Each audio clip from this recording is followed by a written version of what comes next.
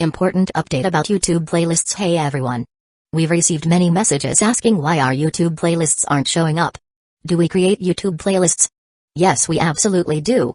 So why can't you see them? Honestly, we're not sure. We've been in contact with YouTube support for several months now, but we still haven't received a clear answer or solution. After much discussion, our team has decided to take matters into our own hands. We believe the issue might be related to the number of playlists we've created on a single channel, possibly too many. Our solution? We're launching 2 additional YouTube channels, giving us a total of 3. This way, we can organize our audiobooks better and avoid the playlist visibility issue in the future. This change only affects our YouTube audience. If you're a patron supporter, you can still access all our audiobooks by visiting the collection menu on Patreon. Thanks so much for your time and continued support. Happy listening. Chapter 1. The Valley of the End. Under the torrential downpour, Sasuke Uchiha quietly looked down at the unconscious Naruto Uzumaki. At this moment, Naruto had been struck in the chest by Chidori and lay on the ground with barely audible breathing. He had his eyes tightly closed and would no longer look at Sasuke with that stubborn gaze as if it were tangible. To some extent, Sasuke understood Naruto. This fool had lived amidst the village's malice from a young age and rarely possessed any positive emotions. Their relationship was one of the few connections he had managed to hold on to so far. So he instinctively wanted to grasp it, unwilling to let go even in death. Yet, Sasuke also felt that Naruto completely misunderstood him. Someone who had never had a family could not comprehend the overwhelming despair of suddenly losing everything. He was alive now only for the sake of revenge. Claiming he wanted to strengthen the Uchiha clan, he had never actually thought about how to do so. Revenge was his top priority. And his enemy, his brother, was so powerful that it was suffocating. He had worked very hard, thinking he had made a lot of progress, but still stood no chance against that man. It was like a chasm in strength, with no hope of revenge in sight. If he continued to stay in Hidden Leaf Village and follow the routine path with Team 7, how could he become stronger? Even their teacher, Kakashi, was no match for that man. When would he be able to vent his raging anger and hatred? Of course, Sasuke knew that Orochimaru had ill intentions towards him, but what of it? This was the only opportunity he had. As long as he could gain the power to avenge himself, any price was worth paying. Naruto, Sasuke started to say something but then stopped. It was time to leave. Having made his choice, it was time to completely sever the bones between them. Sasuke no longer looked at Naruto, nor did he pick up his forehead protector. He turned and staggered out of the valley into the dense forest. As he walked, clutching his convulsing left hand, the faces of his father and mother seemed to appear before him. Then, the nightmare-like image of Itachi's Mangekyo Sharingan emerged, and Sasuke seemed to hear Itachi's words. To obtain these eyes, you must kill your closest friend. Sasuke abruptly focused, banishing Itachi's figure from his mind. I will never do as you say. I will obtain power by my own means. As he reached the center of the forest, the light grew dimmer. Sasuke stopped his wandering thoughts, determined to reach Orochimaru in one go. Hey, Uchiha kid. A somewhat unfamiliar voice suddenly came from ahead. Who? Was it the pursuers from Hidden Leaf Village? Sasuke lifted his head to look in the direction of the voice, and the appearance of the person speaking caught him off guard. A young man stood in the shade of a tree not far away, around 20 years old, with black mid-length hair and eyes that showed a faint smile, dressed in traditional Uchiha attire. The most important thing was that face, which looked incredibly familiar, overlapping with the face of his mother in his memory. Seeing Sasuke lift his head but not speak, only staring at him blankly, the man could only smile helplessly, silently taking a few steps forward to stand before him. Kid, what's your name? What happened to you? You're in such a sorry state. Hearing the concerned words from the person before him, Sasuke snapped back to reality. But he still didn't speak, just staring intently at the man's face. Could it be there were still survivors of the Uchiha? How could he look so much like his mother? Quickly activating his Sharingan, Sasuke found no signs of transformation. Sasuke was suddenly excited. He abruptly grabbed the man's arm, his voice trembling as he asked. I'm Sasuke Uchiha, who are you? The man allowed Sasuke to tightly grasp his arm, smiling warmly at him, and gently replied. Sasuke Uchiha. I see, my name is Kaido Uchiha, you should call me uncle. I didn't expect little Sasuke to have grown so much, I left when you were just born. Uncle? He did have an uncle who was close to their family, his mother's younger brother, whom his mother often mentioned. But he remembered his mother saying that this uncle didn't have the talent to be a ninja, unable to harness chakra. He had gone traveling early on and never returned. Sasuke had eventually forgotten about him. You are the Kaito Uchiha my mother mentioned? Call me uncle. Oh. little Sasuke. Kaito Uchiha raised his other hand to gently pat Sasuke on the head. What are you doing here? Were you injured on a mission? Come back with me, I want to see my sister soon. Sasuke, looking at Kaito Uchiha's face, so similar to Mikoto Uchiha's, saw his eyes and brows smiling, filled with clear anticipation. Mother. Mother is no longer here. The entire Uchiha clan is gone. Shouting this, Sasuke turned his head away, a vast, boundless sadness welling up inside him, afraid to look into Kaito Uchiha's eyes anymore.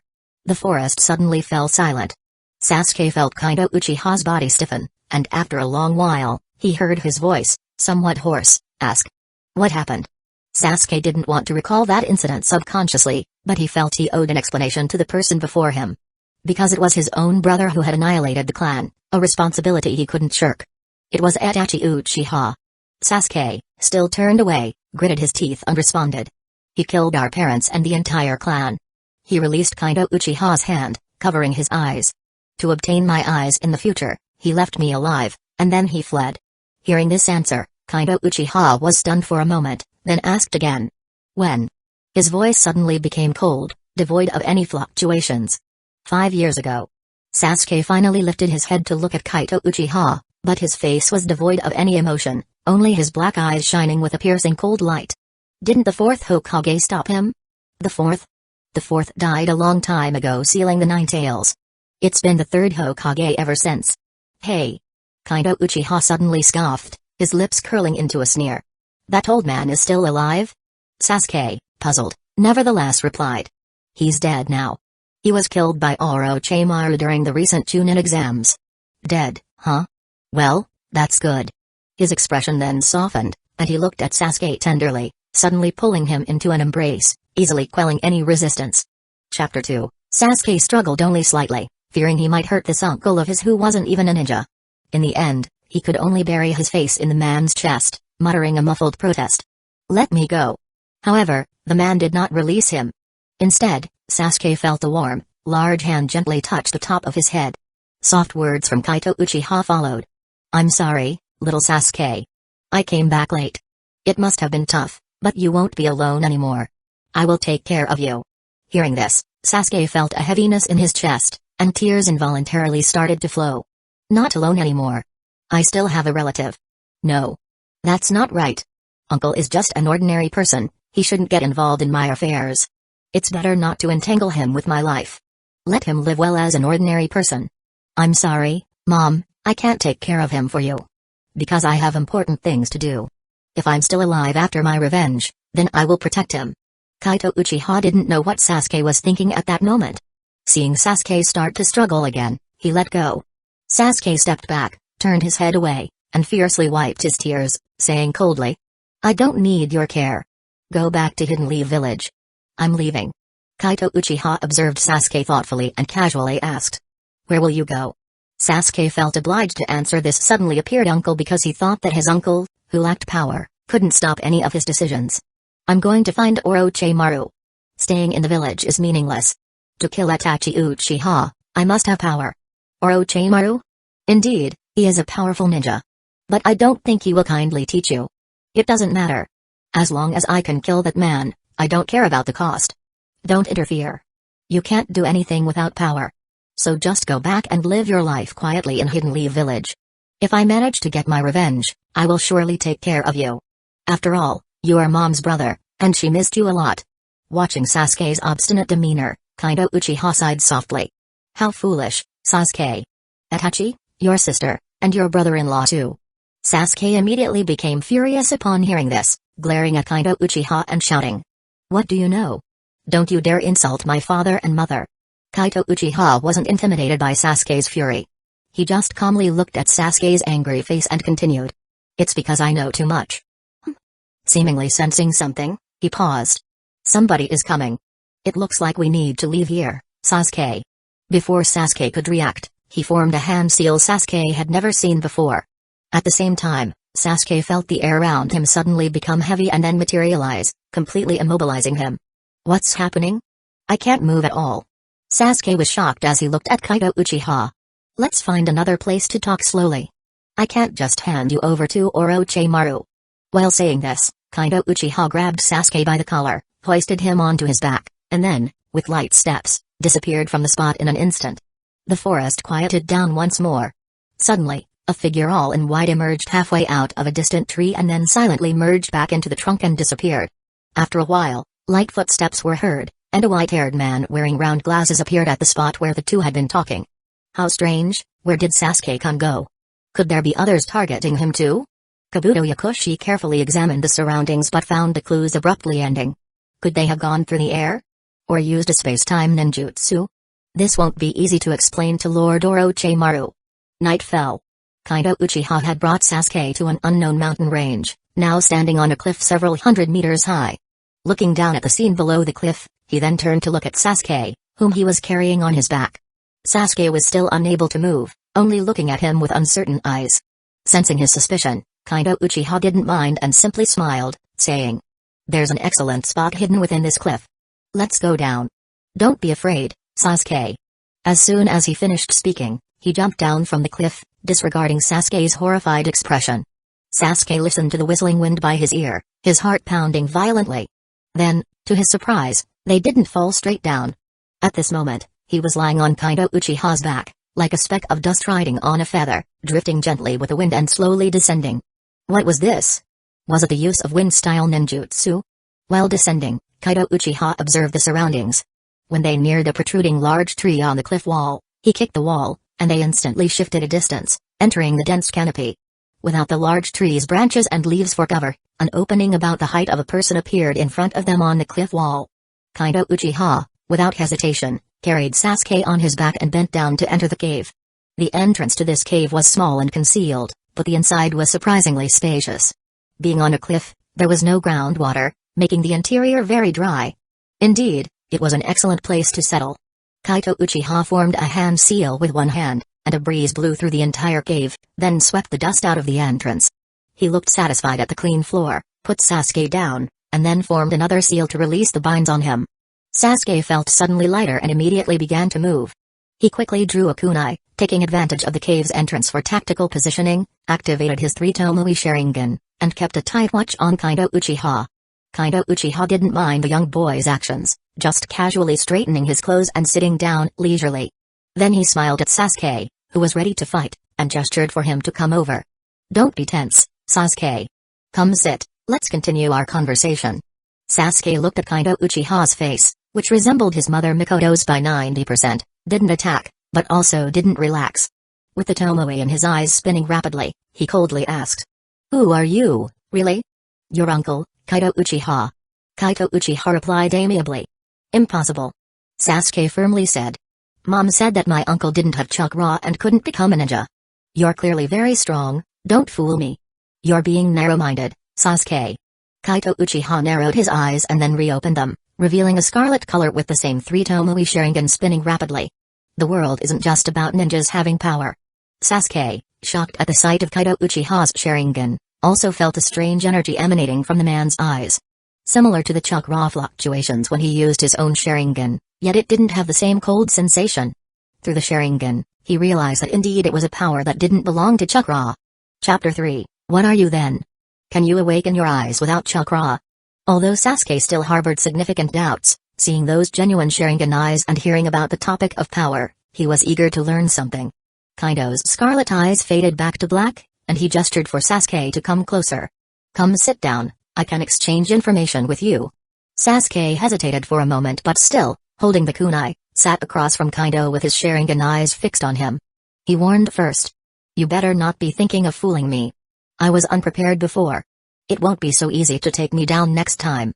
While speaking, he suddenly stretched out his hand holding the kunai to Kaido's neck, with his other hand reaching for his face. "If you don't want to die, just sit still and don't move." However, Kaido didn't stop him, just smiling as he watched. Not a transformation. Seeing Kaido make no move, Sasuke thoroughly checked him out. What's going on? Sasuke's eyes widened. Could he really be Kaido? All right, Kaido said helplessly. "I am your uncle. Tell me what's happened in Hidden Leaf Village over the years, and then I'll tell you what you want to know. How about it? It's a good deal, isn't it? After all, you don't know any secrets of Hidden Leaf Village, and general information can be found everywhere." Sasuke thought about it. Indeed. The information he knew was basically public and not considered valuable, especially now that he was essentially a defector. There was nothing he couldn't talk about. Seeing as you're from the Uchiha.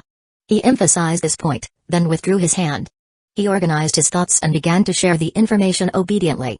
As Kaido listened to Sasuke, he flipped his right hand, and an ancient-looking oil lamp appeared in his palm. He casually placed the oil lamp on the ground, adjusting it slightly, and the cave was immediately bathed in a warm light. Then, he repeated the process, abruptly producing some food and sharing it with Sasuke. Sasuke didn't hesitate, starting to eat heartily. Too much had happened from last night to today, fleeing through the night, being chased, and having a serious fight with Naruto. He was already starving. This suddenly appearing uncle was a strange man, seemingly possessing unique powers. Yes, after the previous examination, and the indescribable sense of familiarity since meeting him, Sasuke was almost convinced that the man before him was his mother's brother, his uncle Kaido. But he wouldn't admit it openly. However, unconsciously, his attitude had already improved a lot. Usually not fond of talking, he shared everything he knew about the events in Hidden Leaf Village. So much has happened. Kaido remarked casually after hearing Sasuke's account, then looking into Sasuke's eyes, he said. You were deceived by Itachi, Sasuke. What do you mean? Sasuke began to glare at Kaido again. It's not your fault.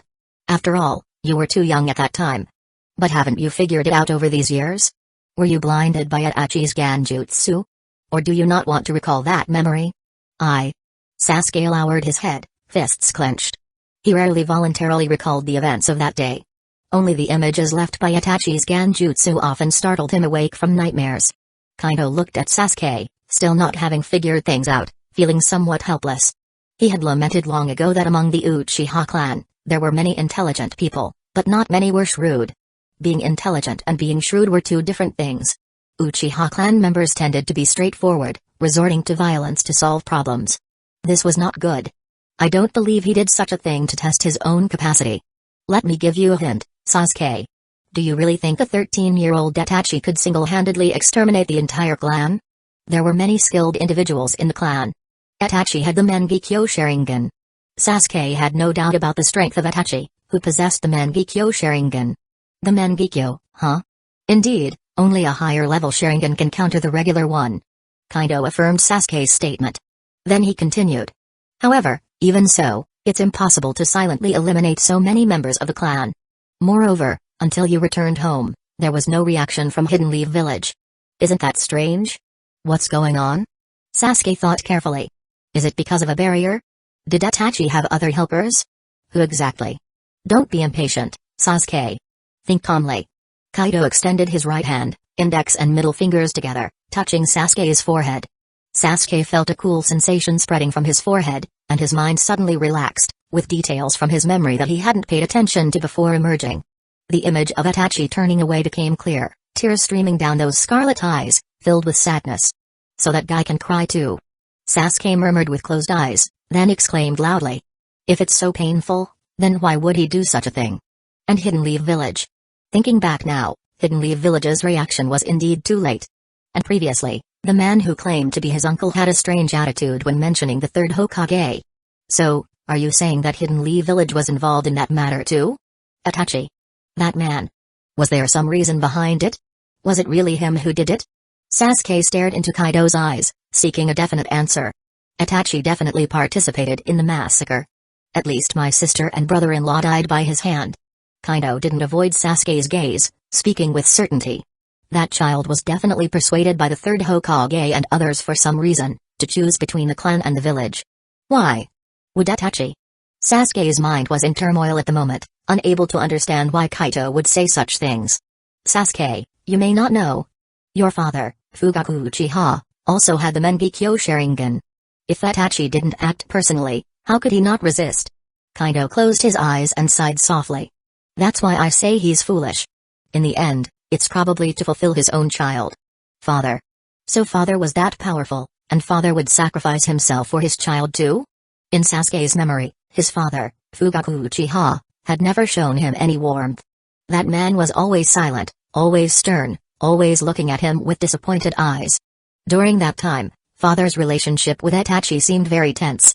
Sasuke thought it was because of the sudden death of Shizue Uchiha, but now. What's the deal with the village and the clan? Sasuke felt there were too many things he didn't understand. You were young at that time, so you might not know. Due to historical issues, the relationship between the clan and the village has never been harmonious. Especially after you mentioned the fourth sacrifice and the clan moving to Naka River. Kaito said solemnly. There may have been an incident that caused the village to be more wary of the Uchiha. It should be related to the Nine Tails incident. The Nine Tails couldn't have appeared for no reason. The village high-ups must have suspected that someone from the Uchiha clan used the Sharingan to control the beast. After all, their family had a history. Chapter 4, Tailed Beasts. Sasuke encountered another gap in his knowledge. There are 9 chakra monsters in the world, each with a different number of tails, collectively known as tailed beasts. The first Hokage captured them and distributed them among the major ninja villages. Kaito patiently explained. Hidden Leaf Village possesses the strongest of the tailed beasts, the 9-tailed fox. The major ninja villages consider the tailed beasts as their most important wartime assets, sealing them inside ninjas. These ninjas who have a tailed beast sealed within them are called Jinchuriki. Sasuke was surprised by this revelation, understanding things he hadn't before. So that power inside Naruto, and Gaara of the Sand, they are Jinchuriki? Is that your teammate called Naruto Uzumaki? Kaido asked, somewhat surprised. Sasuke nodded. During our fight, he was suddenly enveloped in red chakra and became very strong. The Uzumaki clan? Indeed, they are suited to be Jinchuriki. What does he look like? A strange question, Sasuke thought, but still answered. Blonde hair, blue eyes, kind of goofy. Curiously asking. Isn't Naruto an orphan? Does his surname carry some significance? Kaido laughed. My guess was right, that kid is probably the 4th Hokage's son. As for Uzumaki, it was a clan second only to the Senju and Uchiha. Both the 1st and 4th's wives were Uzumaki, and they were 9 Tails Jinchuriki. Sasuke was stunned. How is it possible? That dead last is the 4th's son? Let's continue with the previous topic. Kaido didn't elaborate further on this issue but continued. From what I know about our clan, with tensions escalating with the village and being moved to a remote location, many must have been unable to bear it, so there's only one possibility. He stared into Sasuke's eyes, assertively saying.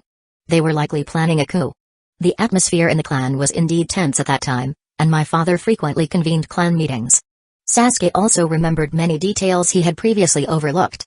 So, the next thing is that the Uchiha's plan to launch a coup must have been known to the Hidden Leaf village leadership. They were surely worried that a large-scale conflict would weaken the village's strength. And Itachi, who was in the Anbu at the time, became the perfect candidate to solve the Uchiha problem. Itachi was intelligent from a young age, always thinking.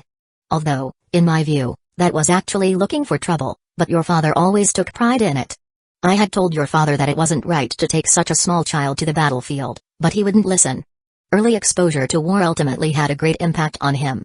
The conflict between the Uchiha and Hidden Leaf Village would definitely lead to war, and no matter who won afterward, Hidden Leaf Village would be weakened. If other villages found out about this situation, an even larger scale war might come.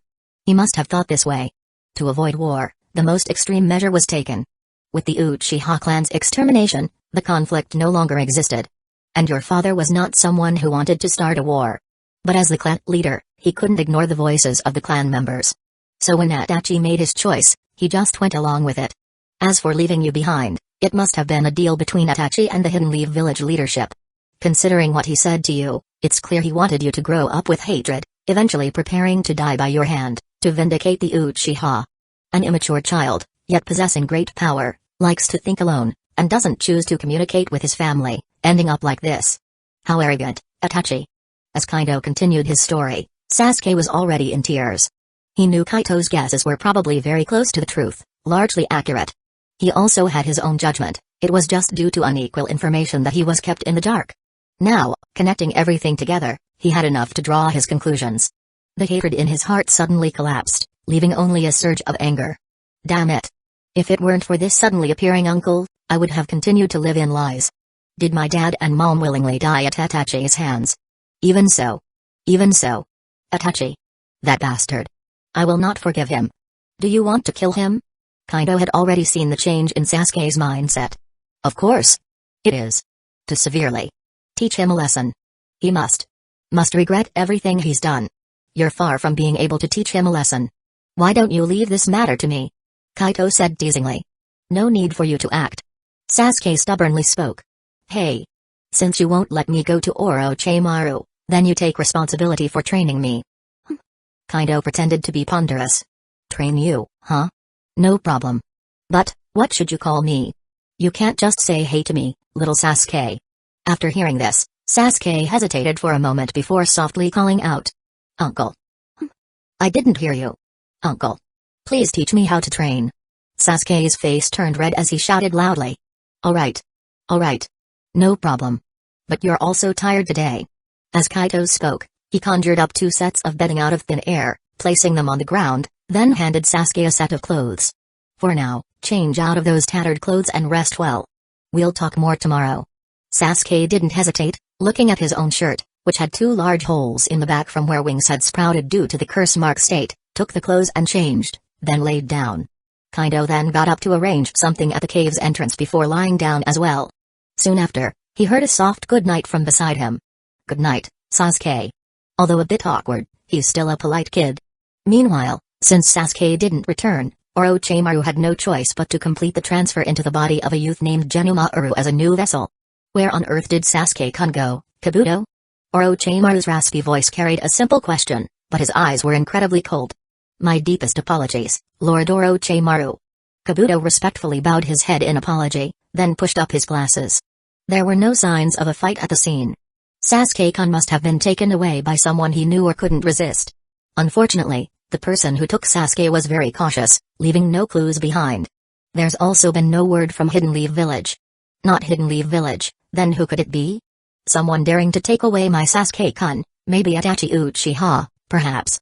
Orochimaru had already adapted to the new body, his aura rapidly strengthening. Regardless of who it is, continue searching for clues about Sasuke-kun, Kabuto. Yes. Kabuto smiled harmlessly, suggesting. Shall we leak this information to Hidden Leaf Village, Lord Orochimaru? Oh? You're really something, Kabuto. Orochimaru also smiled. Hey, let them join in the search for Sasuke-kun too. Then he licked his lips with his long tongue. I will have you, Sasuke-kun, hey. Chapter 5, In the morning, Sasuke woke up from his sleep to find himself alone in the cave. Sitting up, he looked around and noticed a line of words shallowly carved on the rock wall to his left. Sasuke, I've gone to find some food. If you wake up, wait here for me. He snorted, then looked down at the bedding below him and the new clothes on his body, a barely noticeable smile appearing on his face. Sunlight filtered through the dense canopy in spots, reaching the cave entrance, with the sound of birds calling from outside. Sasuke stepped out of the cave, lightly jumped onto a large tree, and looked down at the endless green forest below the cliff, stretching lazily. The breeze brushed across his face, fully waking him up and making him aware of the differences in himself. It seemed the injuries he had received yesterday had already healed. Was it uncle? He even knows medical techniques. Moreover, his whole body felt relaxed. Without the urgent desire for revenge and now having a clear goal, the gloomy air around the young man had mostly dissipated, making him feel much more open-minded. Suddenly, a shadow appeared overhead, and Sasuke looked up to see Kaido, with his garments fluttering, lightly descending from the sky. Sasuke noticed that when he landed on the tree, the branches didn't shake at all. Good morning, Sasuke. Kaido glanced at Sasuke's condition and smiled slightly. You look much better. Good morning. Sasuke politely responded. Did you heal the wounds on my body? Thank you. No need to thank me. Your injuries weren't that severe. As they spoke, the two entered the cave again. Kaido didn't say much but handed over a simple food container. Well, I found some bay leaves. Make do with these. Sasuke took the container, opened it to see the juicy red bay leaves inside, thanked him, and then sat down on the ground to eat. Kaido also sat down next to him, and for a while, neither of them spoke. Only the fluttering of birds and the rustling of the wind through the forest continued to come from outside the cave. After a while, Sasuke finished the bay leaves. He set aside the food container, stealthily glanced at the contented Kaido, and couldn't help but ask. Uncle. How did you acquire your power? Couldn't hold back your curiosity, huh? Kaido looked at him and didn't answer, instead asking him a question in return. Do you know the origin of chakra, Sasuke? Sasuke paused, then gave the standard answer he learned in ninja school. It's said to have been passed down by the legendary sage of the Six Paths, 1,000 years ago. Kaido smiled meaningfully. That answer isn't wrong. But have you ever wondered where the sage of the Six Paths chakra came from? And before the appearance of chakra, did humans possess some other form of power? Sasuke shook his head, not understanding why it was necessary to clarify these things. He replied. Power is just power. As long as it's useful, that's enough for me. I haven't thought about these things. Kaido's smile became even more mysterious. He softly began. This relates to the source of my power, as well as a great secret of the ninja world that no one else knows.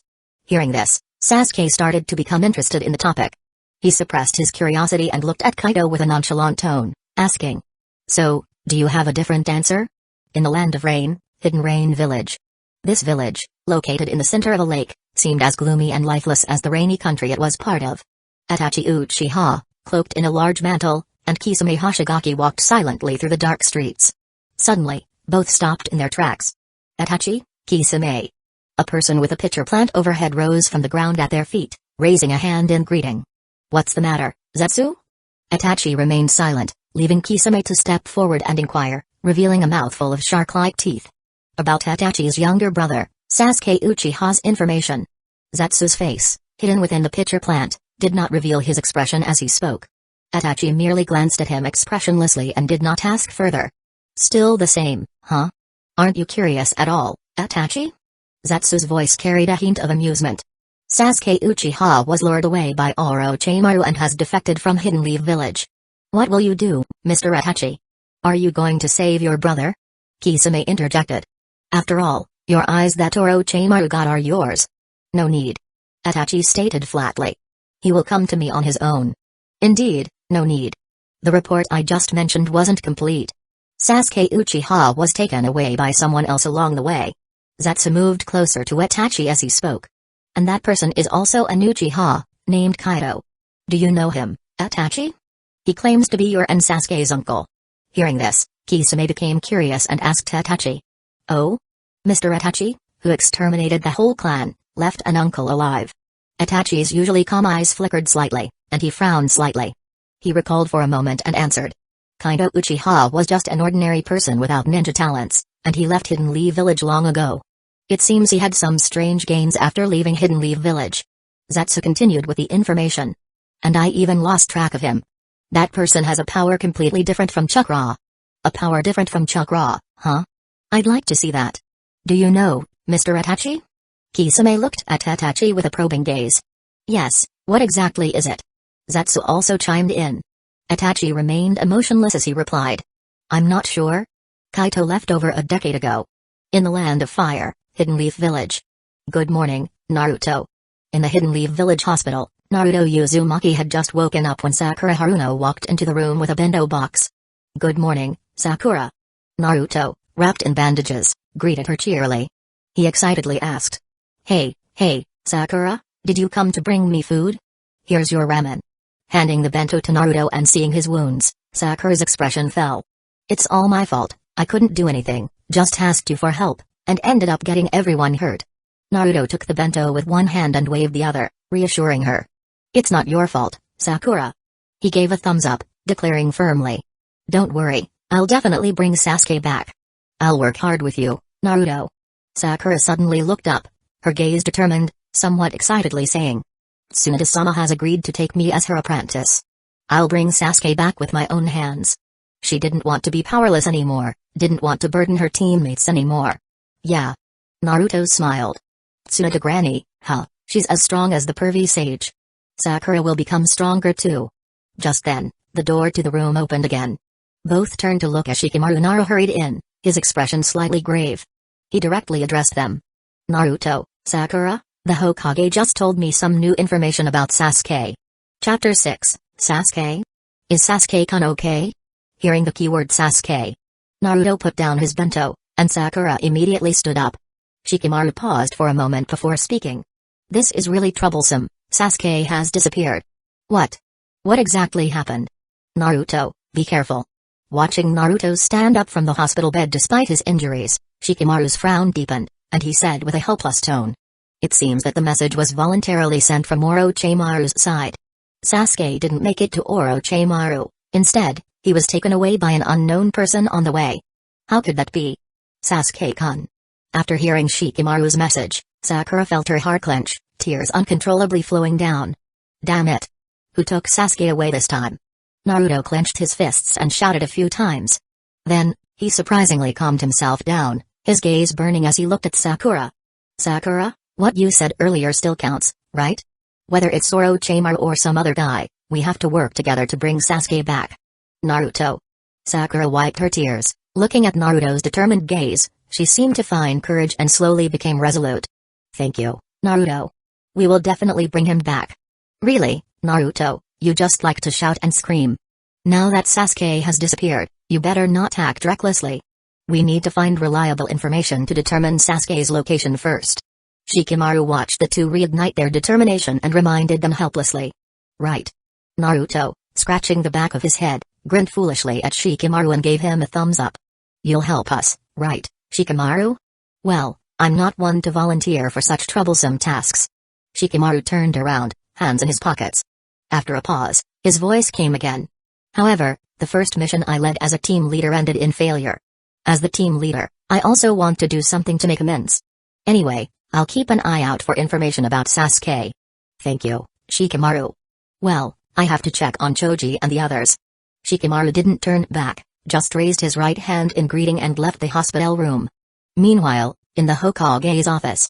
Is it really okay to tell those kids this information, Lady Tsunade? The Hokage's secretary, Shizune, hesitated while organizing documents. The fifth Hokage, Tsunade, didn't immediately answer, her gaze turning to the silver-haired masked ninja standing by. What do you think, Kakashi? Well, there's no helping it. Kakashi's tone lacked its usual laziness. Naruto is too impulsive. While he's unable to move freely, it's better for him to be mentally prepared early on. We'll also have to keep a strict eye on him in the future, otherwise, who knows what he might do. Tsunade nodded and looked out the window, saying, that's the only way. Orochimaru wants to use our power in Hidden Leaf Village to find Sasuke's whereabouts. He might deliberately spread the news. If we hide it and Naruto suddenly gets the news, it'll be troublesome. Shizune set down the organized documents and asked. So, are we going to dispatch ninjas to look for Sasuke, Lady Tsunade? TCH. Tsunade looked troubled as she spoke to the other two in the office. Right now, Hidden Leaf Village is short on manpower for missions. We really can't spare anyone to search for Sasuke. Rubbing the crease between her eyebrows, she continued in a wary tone. Moreover, Jiraiya sent a message before. Due to the Akatsuki organization, which targets the tailed beasts, being active recently, he plans to take Naruto out of Hidden Leaf Village for training for 2 years. Sasuke? Is Sasuke-kun okay? Upon hearing the keyword Sasuke, Naruto set aside his bento, and Sakura immediately stood up. However, Shikamaru hesitated for a moment before speaking. What a hassle, Sasuke has gone missing. What? What exactly happened? Naruto, be careful. Seeing Naruto stand up from the hospital bed regardless of his own injuries, Shikamaru's frown deepened, and he said with a tone of resignation. It seems the news was voluntarily shared by Orochimaru's side. Sasuke didn't make it to Orochimaru, instead, he was taken away by someone unknown along the way. How could that happen? Sasuke-kun. After hearing the news from Shikamaru, Sakura's heart clenched, and she couldn't help but burst into tears. Damn it! Who took Sasuke away this time? Naruto clenched his fists and shouted. Then, he somehow calmed himself down and looked at Sakura with a determined gaze. Sakura, does what you said earlier still count? Whether it's Orochimaru or some other guy, we have to work together to bring Sasuke back. Naruto. Sakura wiped away her tears, looking at Naruto's determined gaze. She seemed to find courage and slowly firmed her resolve. Thank you, Naruto. We will definitely bring him back. Really, Naruto, you're just good at shouting. Now that Sasuke has vanished, you better not act recklessly. We need to find useful information to determine Sasuke's whereabouts first. Shikamaru watched the two rekindle their fighting spirit and reminded them helplessly. Right. Naruto, scratching the back of his head, grinned foolishly at Shikamaru and gave him a thumbs up. You'll help us, right, Shikamaru? Well, I'm not one to volunteer for such troublesome tasks. Shikamaru turned around, hands in his pockets. After a pause, his voice came again. However, my first mission as a team leader ended in failure. As the team leader, I also want to do something to make amends.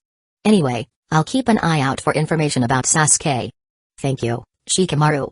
Well, I have to go check on Choji and the others. Shikamaru didn't turn back, just raised his right hand in greeting and left the hospital room. Meanwhile, in the Hokage's office. Is it really okay to tell those kids this information, Lady Tsunade? The Hokage's secretary, Shizune, hesitated while organizing documents. The fifth Hokage, Tsunade, didn't immediately answer, her gaze turning to the silver-haired masked ninja standing by. What do you think, Kakashi?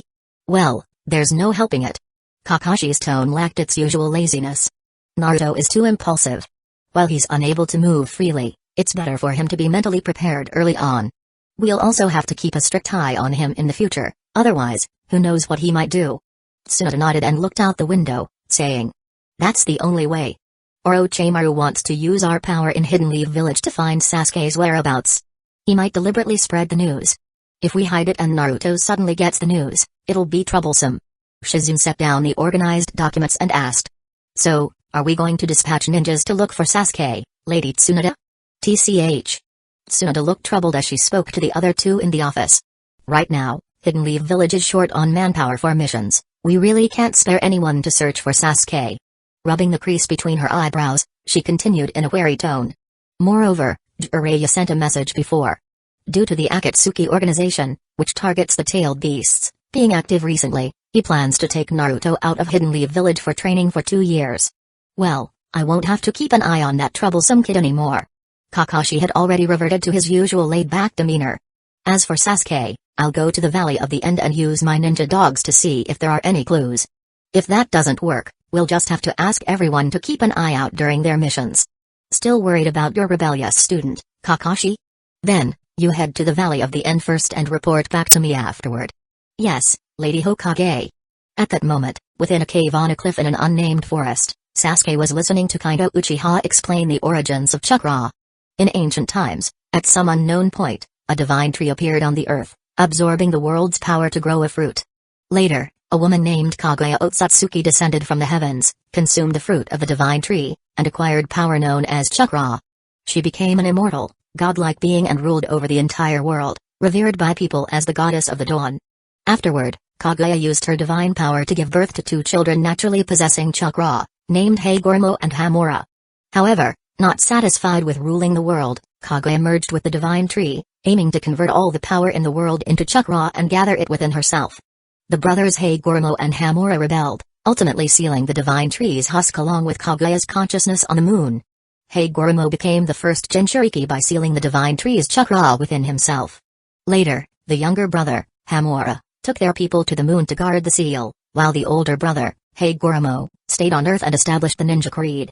He distributed chakra among the people, hence was revered as the Sage of the Six Paths. Sasuke couldn't help expressing doubt upon hearing this. "Isn't this just a myth? It was too far-fetched." "Not at all, Sasuke." Kaido shrugged. "This is all historically accurate." "How do you know it's true?" Sasuke's gaze was skeptical. Kaito smiled good-naturedly. "You can take it as a story if you like. Do you want to keep listening?" "Humphrey, since you're kindly telling me a story, I'll reluctantly listen." All right. After establishing the ninja creed, the Sage of the Six Paths had 2 children. The older brother was named Indra, and the younger brother was named Ashura.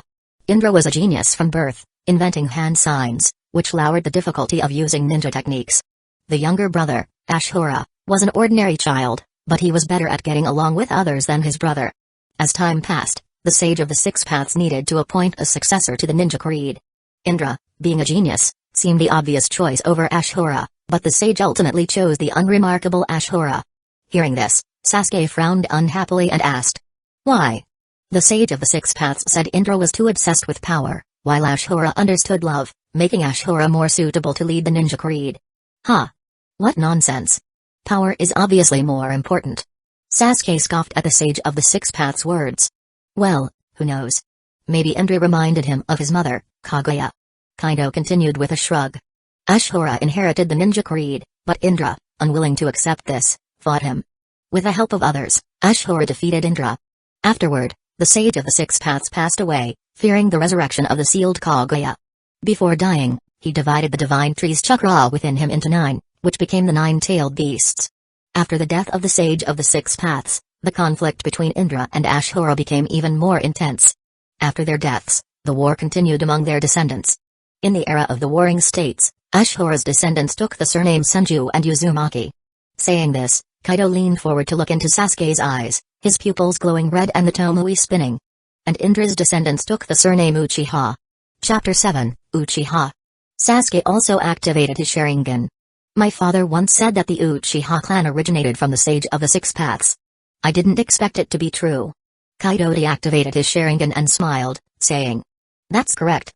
Indra inherited the Sage of the Six Paths Rinnegan, which led to the Uchiha's Genkai, the Sharingan. And Ashura inherited the Sage of the Six Paths body, which is why the Senju and Uzumaki clans have such strong life forces and vastly superior chakra reserves. Sasuke touched his eyes and murmured. Rinnegan, body of the Sage, Uchiha, Uzumaki. Is this destiny? Are Naruto and I fated to be enemies? Kaido looked at Sasuke, who had sunk into his own world, and couldn't help but twitch his mouth. This kid, why has he suddenly become a bit silly? After a while, Sasuke came back to his senses and looked up to find Kaido watching him with a gaze that seemed to pity a fool. Sasuke's face turned red, he puffed up his cheeks, and defiantly began to retort. After all that, you still haven't gotten to the main point. But, it doesn't matter. I just want to know about your power. Kaido raised his hands slightly and laughed, saying. Alright. But that's another long story for another time. Let's not get into it now. Lowering his hands, he then said more seriously. You just need to know that this power predates the birth of chakra. Chakra is an external force, while this power truly belongs to this world. Humphrey. Sasuke crossed his arms and turned away. He said irritably. I don't care about these useless things. I just want the strength. It's not wrong to think that way. However, we can't stay here to train. It's time to go, Sasuke. Kaido stood up, waved his right hand to collect the bedding spread in the cave, then walked over to the rock wall, erasing the carved words with his hand. Sasuke stood up and silently observed. How did he do that? Just a light touch and the layer of rock was erased? Humphrey, I'll be able to do it too, sooner or later. Aren't you going to ask where we're going, Sasuke?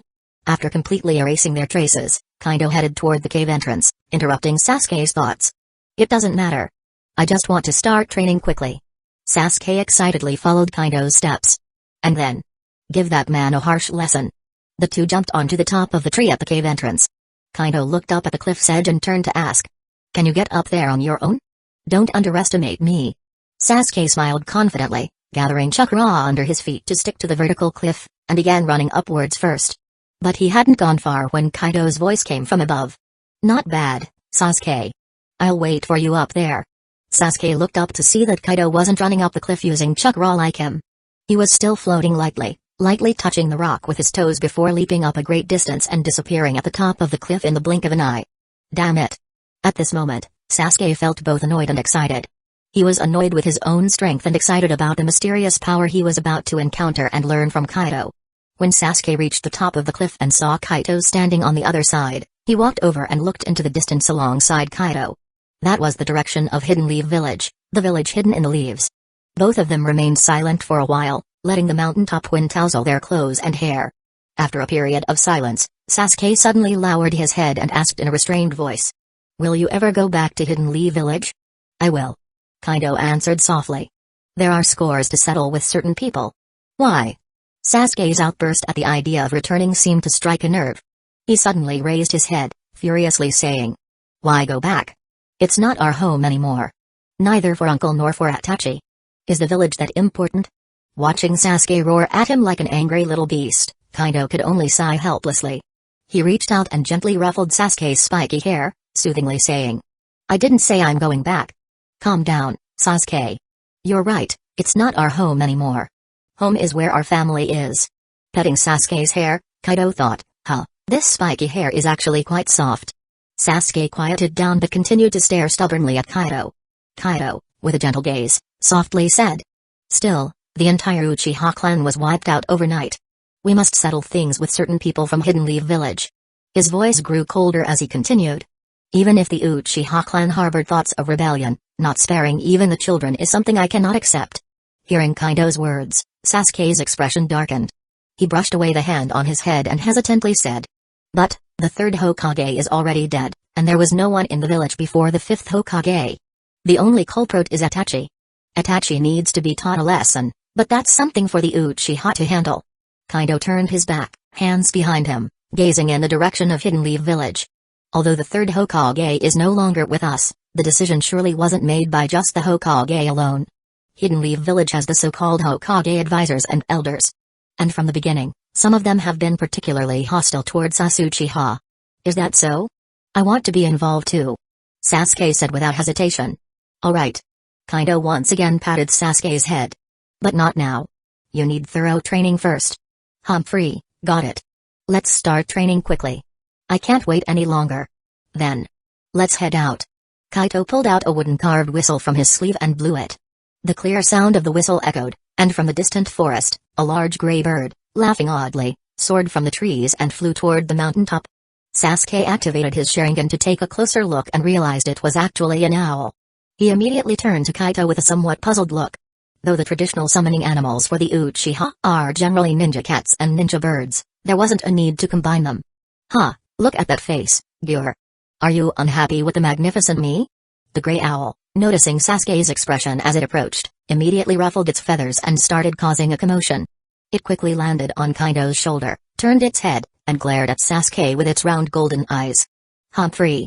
Sasuke also turned his head away to avoid the owl's gaze. Hey. Look at me. Alright. Kaito interrupted the owl, introducing them to each other. Sasuke, this is my friend, just call him Gyur. Gyur, this is my sister's child, Sasuke Uchiha. Chapter 8, Sasuke turned his face, nodding without expression, and greeted. Hello. Gyur raised one wing in greeting. What the heck? It squawked again, its wings fluttering. Don't think you can just get away with it, you cunning little brat. Alright, calm down, Gyur. Kaito stroked the owl's feathers, saying. Let's prepare to go back. Gyur tilted its head to look at Kaito, as if confirming his words. Then it started to complain. Hey, what's the deal, Kaito? We just got out and now you're talking about going back. And also, don't summon me during the day. I'm a nocturnal creature, you know. I was actually planning to visit home this time. Kaito smiled kindly. But then I found out the clan had been wiped out, leaving only Sasuke here, so I had to take him back there. Hey, don't laugh like that. You're going to scare the bird to death. Gyur's voice rose sharply, and it gently patted Kaito in consolation. So the Uchiha just vanished like that, huh? Don't be too sad. No choice, I'll reluctantly take you guys back then. And you, Sasuke. Gyur's neck twisted in an eerie circle, turning its gaze back to Sasuke.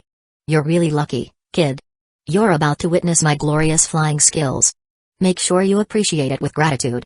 Sasuke looked sideways at the bird perched on Kaito's shoulder and scoffed. Flying?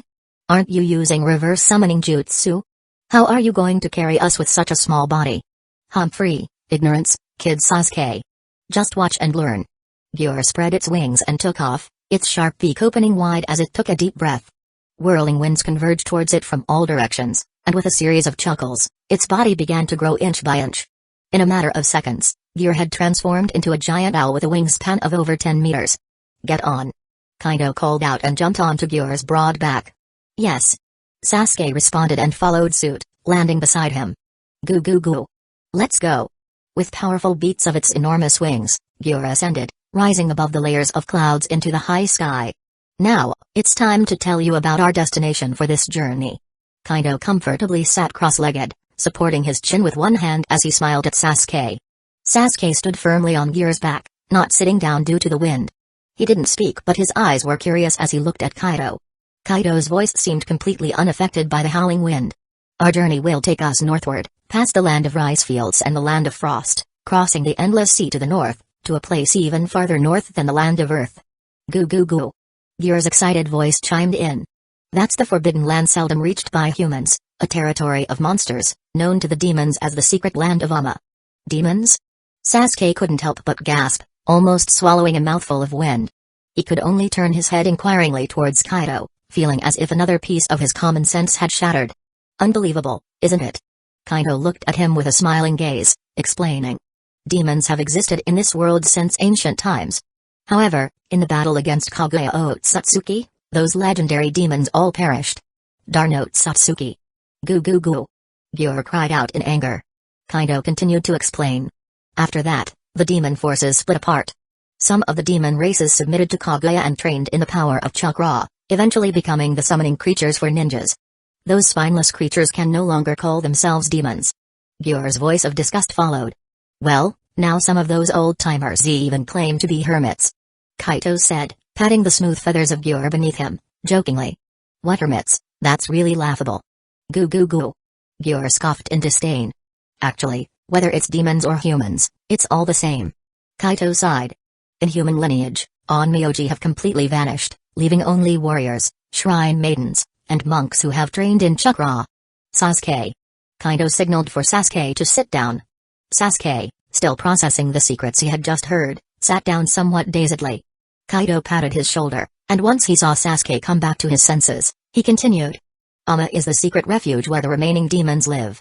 The human powerhouses who fought against Hotsutsuki Kaguya in the final battle asked the demons to also preserve their legacies there. You can choose to learn the legacies left by our predecessors after you go there with me. Seeing the gleam in Sasuke's eyes, he added. However what? Sasuke hurriedly covered his mouth to ask. It means that by learning the powers of our predecessors, you also inherit the responsibilities they left behind. Kaito said seriously. What responsibilities? Sasuke continued to gesture with his eyes. Kaito changed his sitting position to face Sasuke directly. He stretched out his hands onto Sasuke's shoulders, looking into his eyes with earnestness. That is, to save the world. Sasuke's spirit lifted upon hearing this, his eyes shining even brighter. He placed his right hand over one of his eyes, thinking, to save the world? Is my ultimate destiny finally beginning? Ha ha ha. However, a burst of laughter shattered the young man's contemplation. Kaito, looking at him and laughing, said. Ha ha ha ha. Just like my reaction back then, Sasuke. The awakening of a Chiunabiu? Humphrey. Thinking he was being mocked, Sasuke's face turned red, and he crossed his arms and turned away. Paying Sasuke's shoulder, Kaido teased again. What I said is all true. But well, the responsibility of saving the world can be left to your uncle here, little Sasuke. You just admire my heroic figure. This is a fluctuation of the Sharingan's chakra. Who is it? Kaido paused, becoming serious, and then closed his eyes to sense. After a moment, he opened his eyes and told Sasuke. Sasuke, it's Kakashi Hatake below in the forest, seems like he's looking for you. Want to see him? Sasuke, looking conflicted, stubbornly said. No need. I have nothing to do with them from Hidden Leaf Village anymore. Let's go say hello. Kaito advised. Hidden Leaf Village must have learned by now that you didn't go to Orochimaru. Once they start searching for clues about you, it might get troublesome if someone else finds out. Actually, these were all excuses. Kaito didn't care about these matters. Once they entered the demon's secret land, it would be impossible for anyone to find them. He just felt a bit sorry seeing Sasuke's conflicted look. And Kakashi Hatake indeed owed Sasuke kindness. After all, from Sasuke's previous narrative, it was clear that Kakashi truly considered him as his own direct disciple, even teaching him his signature jutsu. Gyur, descend. Let's go see the person below. Chapter 9, in the forest north of the Valley of the End, Kakashi was traversing between trees with Pakkun, the smallest of the ninja dogs. It's no use, Kakashi. Pakkun stopped, sniffed around, and explained to Kakashi. Because of the heavy rain, the scent has vanished. At this rate, we won't be able to find any clues. Thanks for your effort, Pakkun. Kakashi didn't stop, looked back at Pakkun, and said. Let's try searching the area between the Valley of the End and the field country next. Pakkun quickly followed with his short legs, responding. Got it, but you owe me the latest snacks and shampoo from the Inuzuka clan. Sure. Kakashi replied half-heartedly. Since receiving Sasuke's information in the Hokage's office, he had been rushing over non-stop. He didn't hold much hope because if clues were that easy to find, Orochimaru would have already found them. However, he couldn't rest easy without checking for himself. Among the 3 kids of Team 7, he undoubtedly favored Sasuke a bit more. Not only because Sasuke was more like him in terms of being a ninja, more suitable to learn his jutsus and combat style. Not just because of the Sharingan issue, owing a huge favor to the Uchiha. But also because he saw his younger self in Sasuke. Both carrying heavy burdens of hatred, both wandering lost. Only back then, he was essentially saved by Obito and Rin. While Sasuke, despite forming a deep bond with Naruto, still couldn't escape the abyss of hatred. It's uncertain whose experience was more tragic, Sasuke's or his own. Recently, seeing Sasuke growing increasingly restless as Naruto's power improved, he found no good solution. After all, aside from the Jinchuriki, no one's power can be achieved overnight. Yet, he never expected this disciple, whom he had placed his hopes on, to directly defect. Orochimaru's action was undoubtedly stealing the beetroot he had been cultivating. Perhaps I was too weak, directly losing to Itachi Uchiha, a junior, making Sasuke see no hope in revenge. Such thoughts occasionally surfaced in his mind. However, that's as far as it went. Well, my selling point is being lackadaisical, right? Afterward, he once again solidified his persona. Going to Orochimaru might actually be okay. Based on the information, Orochimaru's reincarnation had a time limit, at least Sasuke would be safe in the short term. Who knew an accident would happen like this? He could only hope Sasuke was alright. Don't let me lose a comrade again.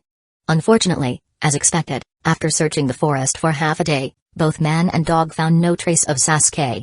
Let's take a break, Pac-kun. At this moment, they arrived at a sparse clearing, and Kakashi called out before sitting down to rest. Gira gira gira. Suddenly, a laugh-like call came from the distant sky. Kakashi immediately went on alert and looked up. He saw a giant owl gliding down from the sky, with two people standing on its neck. Kakashi recognized Sasuke from a distance based on the silhouette. Well, this is an unexpected surprise. After muttering to himself, Kakashi moved his headband to reveal his Sharingan, ready for battle. Gyur, carrying the uncle and nephew, gradually descended to 100 meters above the ground. If a battle ensued, this height would provide plenty of room for maneuver for both parties. Gyur gyur gyur. That little dog looks delicious. Gyur showed no interest in Kakashi but was excitedly looking at Pac-kun. Pac-kun quickly jumped into Kakashi's arms, shouting at the fearsome bird in the sky. Don't call me a cute little dog. Gyur gyur gyur. As food, you're quite cute indeed. Gyur candidly expressed his praise. Kakashi, I'll be heading back then. Poof. Pac-kun dispelled the summoning and disappeared. Hey, don't scare my ninja dogs. Kakashi sternly watched the two men and one bird in the sky but casually said. Yo, Sasuke, you really like to wander off, don't you? Humphrey. Sasuke, with his arms crossed, looked down at Kakashi and coldly replied. I'm not here to waste time talking to you, Kakashi. Really not cute at all. Kakashi was accustomed to Sasuke's attitude and turned his gaze to the man beside Sasuke, asking. Aren't you going to introduce the person beside you? Since we've met here, it seems I'll have to take you back. I won't be going back anymore. Sasuke remained unmoved. Nice to meet you, Kakashi-san. Kaito Uchiha interrupted the teacher-student dialogue. I am Kaito Uchiha, Sasuke's uncle. Nice to meet you, Uchiha-san. Kakashi politely responded. Sasuke's uncle, huh? I don't think I've ever seen you before. Kaito Uchiha was unlike the Uchihas Kakashi knew. His demeanor was not arrogant but rather polite and gentle. I did not become a ninja and left the Leaf Village to travel more than a decade ago. Kaito explained with warmth. I see. Kakashi did not express whether he believed this or not but asked. Since Sasuke mentioned he won't be returning to the Leaf, where do you plan to take Sasuke? Kaito Uchiha patted Sasuke's shoulder, continuing. Initially, I planned to visit my family in the Leaf, but I met this child nearby. Then, he told me the Uchiha clan no longer exists. What a pity. While saying this, Kakashi thought it was really troublesome. Kakashi became more serious at this point. The relationship between the Leaf and the Uchihas was a complicated account, and he had no right to comment on it. Don't worry, Kakashi-san. Kaito Uchiha tried to reassure. I have no intention of fighting you. That's a relief then. Kakashi relaxed his body but remained on guard internally. Kaito Uchiha spoke again. However, this child is not in a condition to return to the Leaf right now. Let him train with me. We specifically came to inform you about this and to also thank you for your previous guidance to him. Well, no need for thanks, after all, I am Sasuke's teacher. Kakashi replied with a smile shaped like a crescent moon. However, Uchiha-san, you could also bring Sasuke back to the Leaf with you and continue to teach him. Do you really think so, Kakashi-san? Kaito Uchiha also smiled. You must know something about the complicated relationship between the Leaf and the Uchihas. So, I better not add to the chaos by returning, especially since I'm not an active ninja of the Leaf. As for this child, Sasuke. Kaito Uchiha looked at Sasuke's tense little face. When he's capable of protecting himself, I won't interfere with his decisions. Is that so? Kakashi also looked at Sasuke and asked. Sasuke, what do you say? Chapter 10, in the Hokage office of Hidden Leaf Village, a new day begins. The fifth Hokage, Tsunade, is busy with paperwork when she suddenly hears a commotion outside her office. Really, Naruto? Sakura's voice can be heard. You haven't fully recovered yet. You should listen to the nurse and stay in bed. No. I want to wait here for Kakashi-sensei with Granny Tsunade. Despite his injuries, Naruto's voice is as loud and annoying as ever. You too. Stop making a fuss here. It will disturb the Hokage's work. A ninja standing at the door, serving as Tsunade's guard, tries to intervene. Let us in. I want to see Granny Tsunade. Naruto, you. We can just wait outside the door. No. Tsunade's forehead veins pop in frustration, causing her to crush the pen in her hand. Lady Tsunade, Do you need anything? Shizune, standing by her side, quickly asks. Tsunade slams the paperwork onto her desk and yells towards the door. Let those two brats in. Yes, Hokage-sama. The guarding ninja opens the door, revealing a furious Naruto and an anxious Sakura. Seeing the office door open, Naruto drags Sakura inside, ignoring everyone and loudly greets. Granny Tsunade. I'm here. Naruto. Tsunade slams her fist on the desk and scolds. You little brat.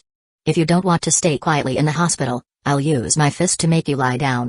Naruto immediately halts and steps back, cold sweat running down his bandaged face. Scratching his cheek, he sheepishly asks. Granny Tsunade, Kakashi-sensei left yesterday to find Sasuke, right? Right? Tsunade retracts her threatening fist and asks indifferently. Who told you Kakashi went to find Sasuke? Come on, Granny Tsunade, don't hide it from me. Naruto places his hands on his hips, boasting. Shino just said he saw Kakashi-sensei leaving the village yesterday. Sakura gives Naruto a speechless look. Really, this idiot. Just like that, he sold out Shino. So, you guessed it. Tsunade waves her hand dismissively at Naruto. Kakashi left the village for a mission. It's not something a genin like you should inquire about. Now, go back to the hospital immediately. No. Naruto sits on the ground, stubbornly arguing. Granny Tsunade must be lying. I'll wait here for Kakashi-sensei to return. Bang.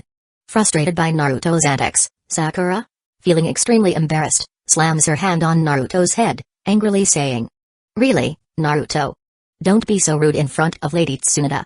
Unmoved, Naruto retorts. Hey, Sakura, Kakashi-sensei must have gone to find Sasuke. You want to know the news as soon as possible, right? Sakura's forehead also throbs with irritation, quietly scolding. That's why I said we should wait quietly outside. While dragging Naruto out, she turns back to bow politely. I'm terribly sorry for disturbing you, Lady Tsunade. Forget it. Tsunade waves her hand, resignedly saying. If you want to wait, then wait. But keep quiet. Yes. Approaching noon, Kakashi returned to the village. As he was about to report to the Hokage's office, he found the two members of Team 7 squatting in the hallway. Kakashi-sensei. Did you find Sasuke? Naruto immediately ran over to ask upon seeing Kakashi. Where is Sasuke? Kakashi-sensei. Sakura also hurriedly greeted him. Seeing their gaze involuntarily move behind him, Kakashi could only helplessly say. Alright, stop looking.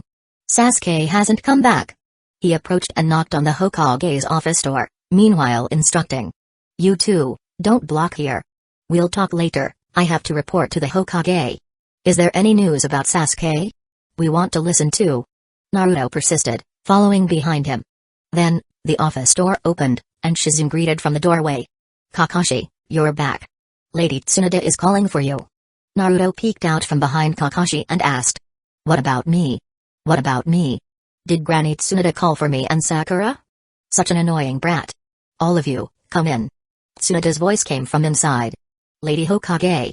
Kakashi entered the office, greeted, and added. You're back, Kakashi. Hard work. Tsunade put down her pen, looked up, and asked. How did it go? Did you find any useful clues? Yes, I saw Sasuke himself and the person who took him away, but it was they who showed up on their own. Sasuke is where? Kakashi-sensei, why didn't you bring him back? Naruto's voice rose again in question. So, please explain the details. Tsunade instructed Kakashi. Then, turning to a muzzled Naruto by Sakura, she shouted. Naruto, quiet. If you interrupt again, get out. Sakura quickly pressed down on Naruto's neck, bowed, and promised. I'm very sorry, Lady Tsunade. I'll keep an eye on him. Naruto nodded vigorously in agreement. Kakashi ignored his students and detailed the situation to Tsunade. Kaito Uchiha. After hearing Kakashi's report, Tsunade frowned and asked. Have you never heard of this person in the village before? Never. Kakashi replied. The Uchiha clan was numerous, and since Kaito Uchiha didn't choose to become a ninja, probably only those within the Uchiha knew him. Now that the Uchiha clan no longer exists, it might be difficult to find information on him. This is troublesome. So, based on your observation, is this person an enemy or an ally to Hidden Leaf Village? Tsunade massaged her forehead and continued to inquire. Well, I can't say for sure. Kakashi admitted without giving a definite conclusion. You too. He turned to Naruto and Sakura. Now you know Sasuke isn't in danger, just following his uncle. I have more to discuss with the Hokage, so you can go back now. Okay, Kakashi-sensei. Sakura responded and left with a disheartened Naruto. As they left the Hokage building and headed toward the hospital, Sakura asked, "Naruto, what's wrong?" Noticing his silence. "Nah, Sakura, do you think Sasuke will never come back?" Naruto uncertainly said. After all, he left with his uncle. "I don't know." Sakura's mood also fell. "But it's nice, isn't it?" Naruto looked up at the sky and murmured. Sasuke still found his family. Chapter 11, Facing Kaido. Kakashi chose not to engage in combat. Although he couldn't gauge Kaido's strength, the fact that this person dared to appear before him with Sasuke suggested that he was confident in his abilities, making the outcome of any fight uncertain. Additionally, without the ability to fly, Kakashi found it difficult to detain the two individuals. Another factor was Sasuke's attitude. It was clear that forcibly taking him back would only lead to further troubles. After understanding the situation, the three peacefully said their farewells and went their separate ways. However, after their figures had disappeared, several pure white silhouettes slowly emerged on a nearby large tree. Hey, this is bad. That owl carries the aura of a yokai. I didn't expect yokai to still exist in this world. We better quickly inform Black Zetsu about this. I wonder what expression Black Zetsu will have when he hears this news. Can that dark thing even have an expression? The white figures bickered among themselves for a while before slowly merging back into the trees. Time passed, and a small paper figure appeared silently among the green leaves at the top of the tree. The paper figure, lacking facial features but with defined limbs, moved with remarkable agility. It seemed to survey its surroundings before leaping into the air, then automatically folded itself several times, transforming into a small origami crane. Flapping its tiny wings, it quickly vanished. Above the territory of the Land of Fields, a giant yokai named Gyur was flying at high speed. On its back, Kaido had just finished inspecting the curse mark left by Orochimaru on Sasuke's neck. It's undeniable, Orochimaru is a genius for figuring out a way to use natural energy like this. Kaido remarked.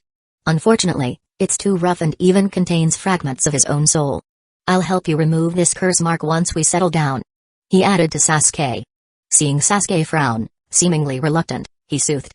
Although the curse mark temporarily boosts your strength, it comes with too many risks. Don't worry, you'll find better ways to grow stronger.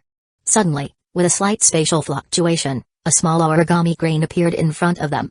Kaido extended his hand, and the crane landed on his palm. It then self-ignited without flame, turning into ashes that disappeared with the wind. Your identity has been discovered. Kaido chuckled. It seems they are remnants of humanity assimilated by the so-called divine tree in ancient times. Indeed, Kaguya Otsutsuki still has some lingering measures in this world. Those remnants absorbed by the chakra tree, huh? No need to worry, they can't enter Rama. Gyur said nonchalantly. However, they mentioned a name that caught my attention. Kaido frowned slightly. When he heard the name Black Zetsu, he sensed something. Have you heard of Black Zetsu before? It feels like these people are up to something big. I haven't heard of it, but since that's the case, let's hurry back and consult with those old guys. Seeing Sasuke's curious gaze, Kaido explained. When I met with Kakashi, I sensed someone was secretly observing us. I left a little creature behind, and as expected, it found something. These remnants of Kaguya Otsutsuki ultimately aim to free Kaguya, who is sealed away. Since they've taken an interest in us, they might try something soon. But it's perfect, I want to test their true strength. He told Gyur. Lower our flight altitude later, we wouldn't want to miss them. Got it. At this moment, deep within the shadowy underground of the Frost Country, Black Zetsu had already received the information provided by the white figure's original form, White Zetsu. Yokai, huh? It's been a while since yokai have appeared. How nostalgic. White Zetsu chuckled. Humphrey, just some weak remnants left behind. Those formidable yokai have all been eradicated by Mother. Black Zetsu said ominously. But since Kaido is mingling with the yokai, he might have learned some secrets not meant for humans. This could affect our plans. Since they are heading to the Frost Country, shall we send Obito to kill him? White Zetsu suggested. No, we can't gauge Kaido's strength yet. Black Zetsu rejected the idea. Those who opposed Mother in the past had peculiar abilities. If Obito is captured by him, we'd be at a disadvantage. After a moment of thought, he commanded. It's just as well. Itachi Uchiha and Kisame are currently within the borders of the Frost Country. Leak Sasuke's whereabouts to Itachi, he's bound to go. This way, we can gather more information about Kaido Uchiha. No problem, let's set off. White Zetsu agreed. Hey, such a good brother, Itachi. Itachi and Kisame were walking slowly across a meadow in the Frost Country. Mission accomplished. Let's rest in the town, Mr. Itachi. Kisame, carrying his large sword, lazily suggested. Itachi nodded silently. Kisame then asked. Still worried about your brother, Mr. Itachi? Don't worry. I've already found Sasuke's whereabouts. An unexpected voice appeared.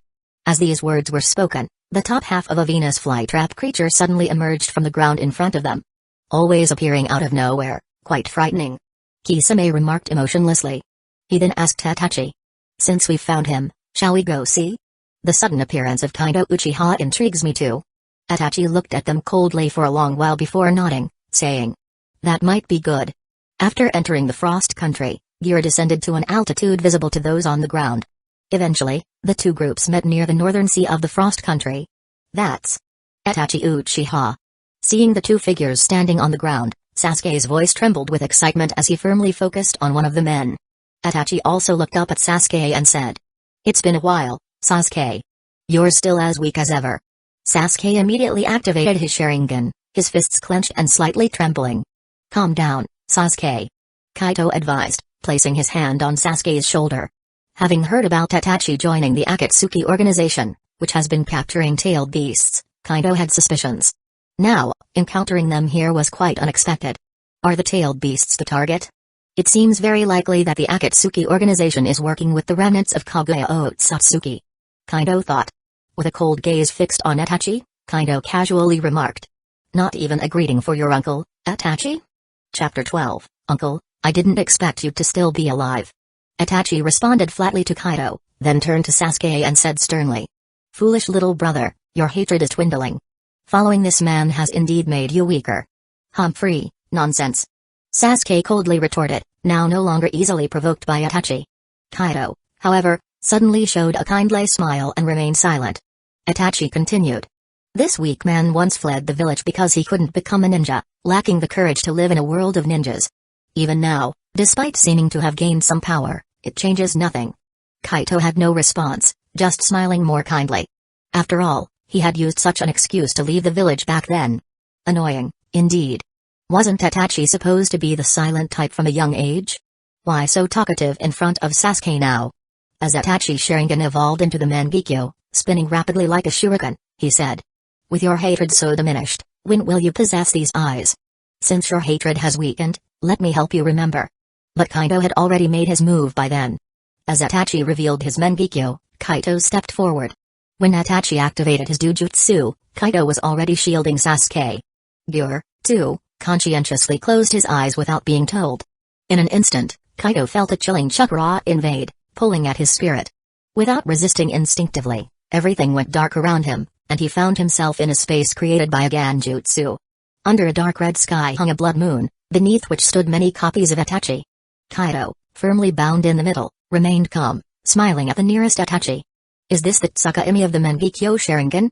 What will you do to me now, Itachi? Itachi, for the moment, made no further move but said. Uncle, I've always known you to be too smart and perceptive. So, I'm not surprised you've guessed some truths. But you shouldn't influence Sasuke. His tone grew increasingly angry. Sasuke must follow the path I've laid out for him. That's what's best for him. Hearing Itachi's words, Kaito burst into laughter, laughing so hard he hiccuped. Itachi simply watched him silently. After a while, Kaito stopped laughing and coldly said to Itachi. How ridiculous, Itachi. Who gave you the right to arbitrarily decide Sasuke's life?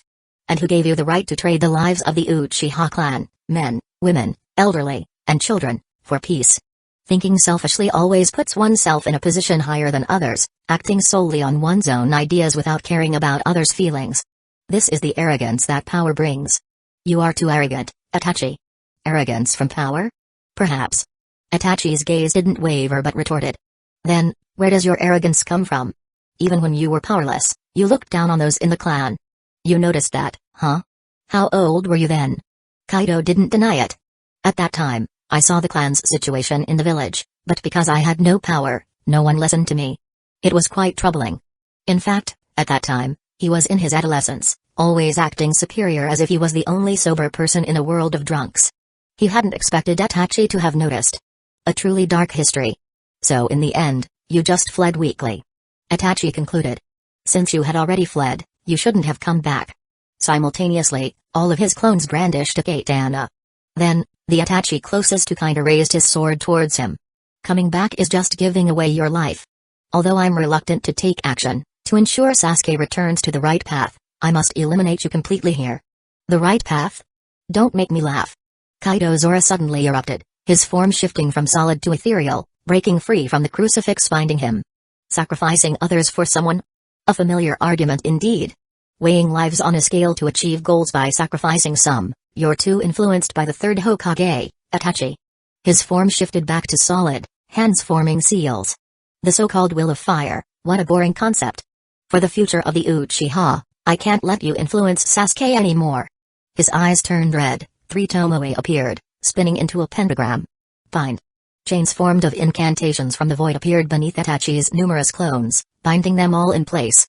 Simultaneously, the Tsukaime's constructed space underwent a significant change. The blood moon sank, the sky turned dark blue, countless stars lit up one by one, slowly moving along predetermined paths. This is the stellar path. Kaido lowered his hands and approached Itachi. The stars' paths herald the world's fate, and here I can deduce the answers I seek. Your organization is dangerous. So, what's the ultimate goal of collecting tailed beasts, Itachi? And what's your purpose in suddenly taking Sasuke away? Despite being overturned by Kaido in an instant, Itachi remained composed. I intended to visit relatives but encountered the runaway Sasuke on the way. With the clan gone, I had no choice but to take the boy back with me. Kaido shrugged. It seems you don't believe me. To someone as smart as Itachi, a simple truth is that unbelievable. But this encounter also revealed Black Zetsu's leftover pieces, indicating his time is running short. Sasuke must eventually return to the leaf. Itachi suddenly said. Kaido shook his head. I'll only teach him enough to protect himself.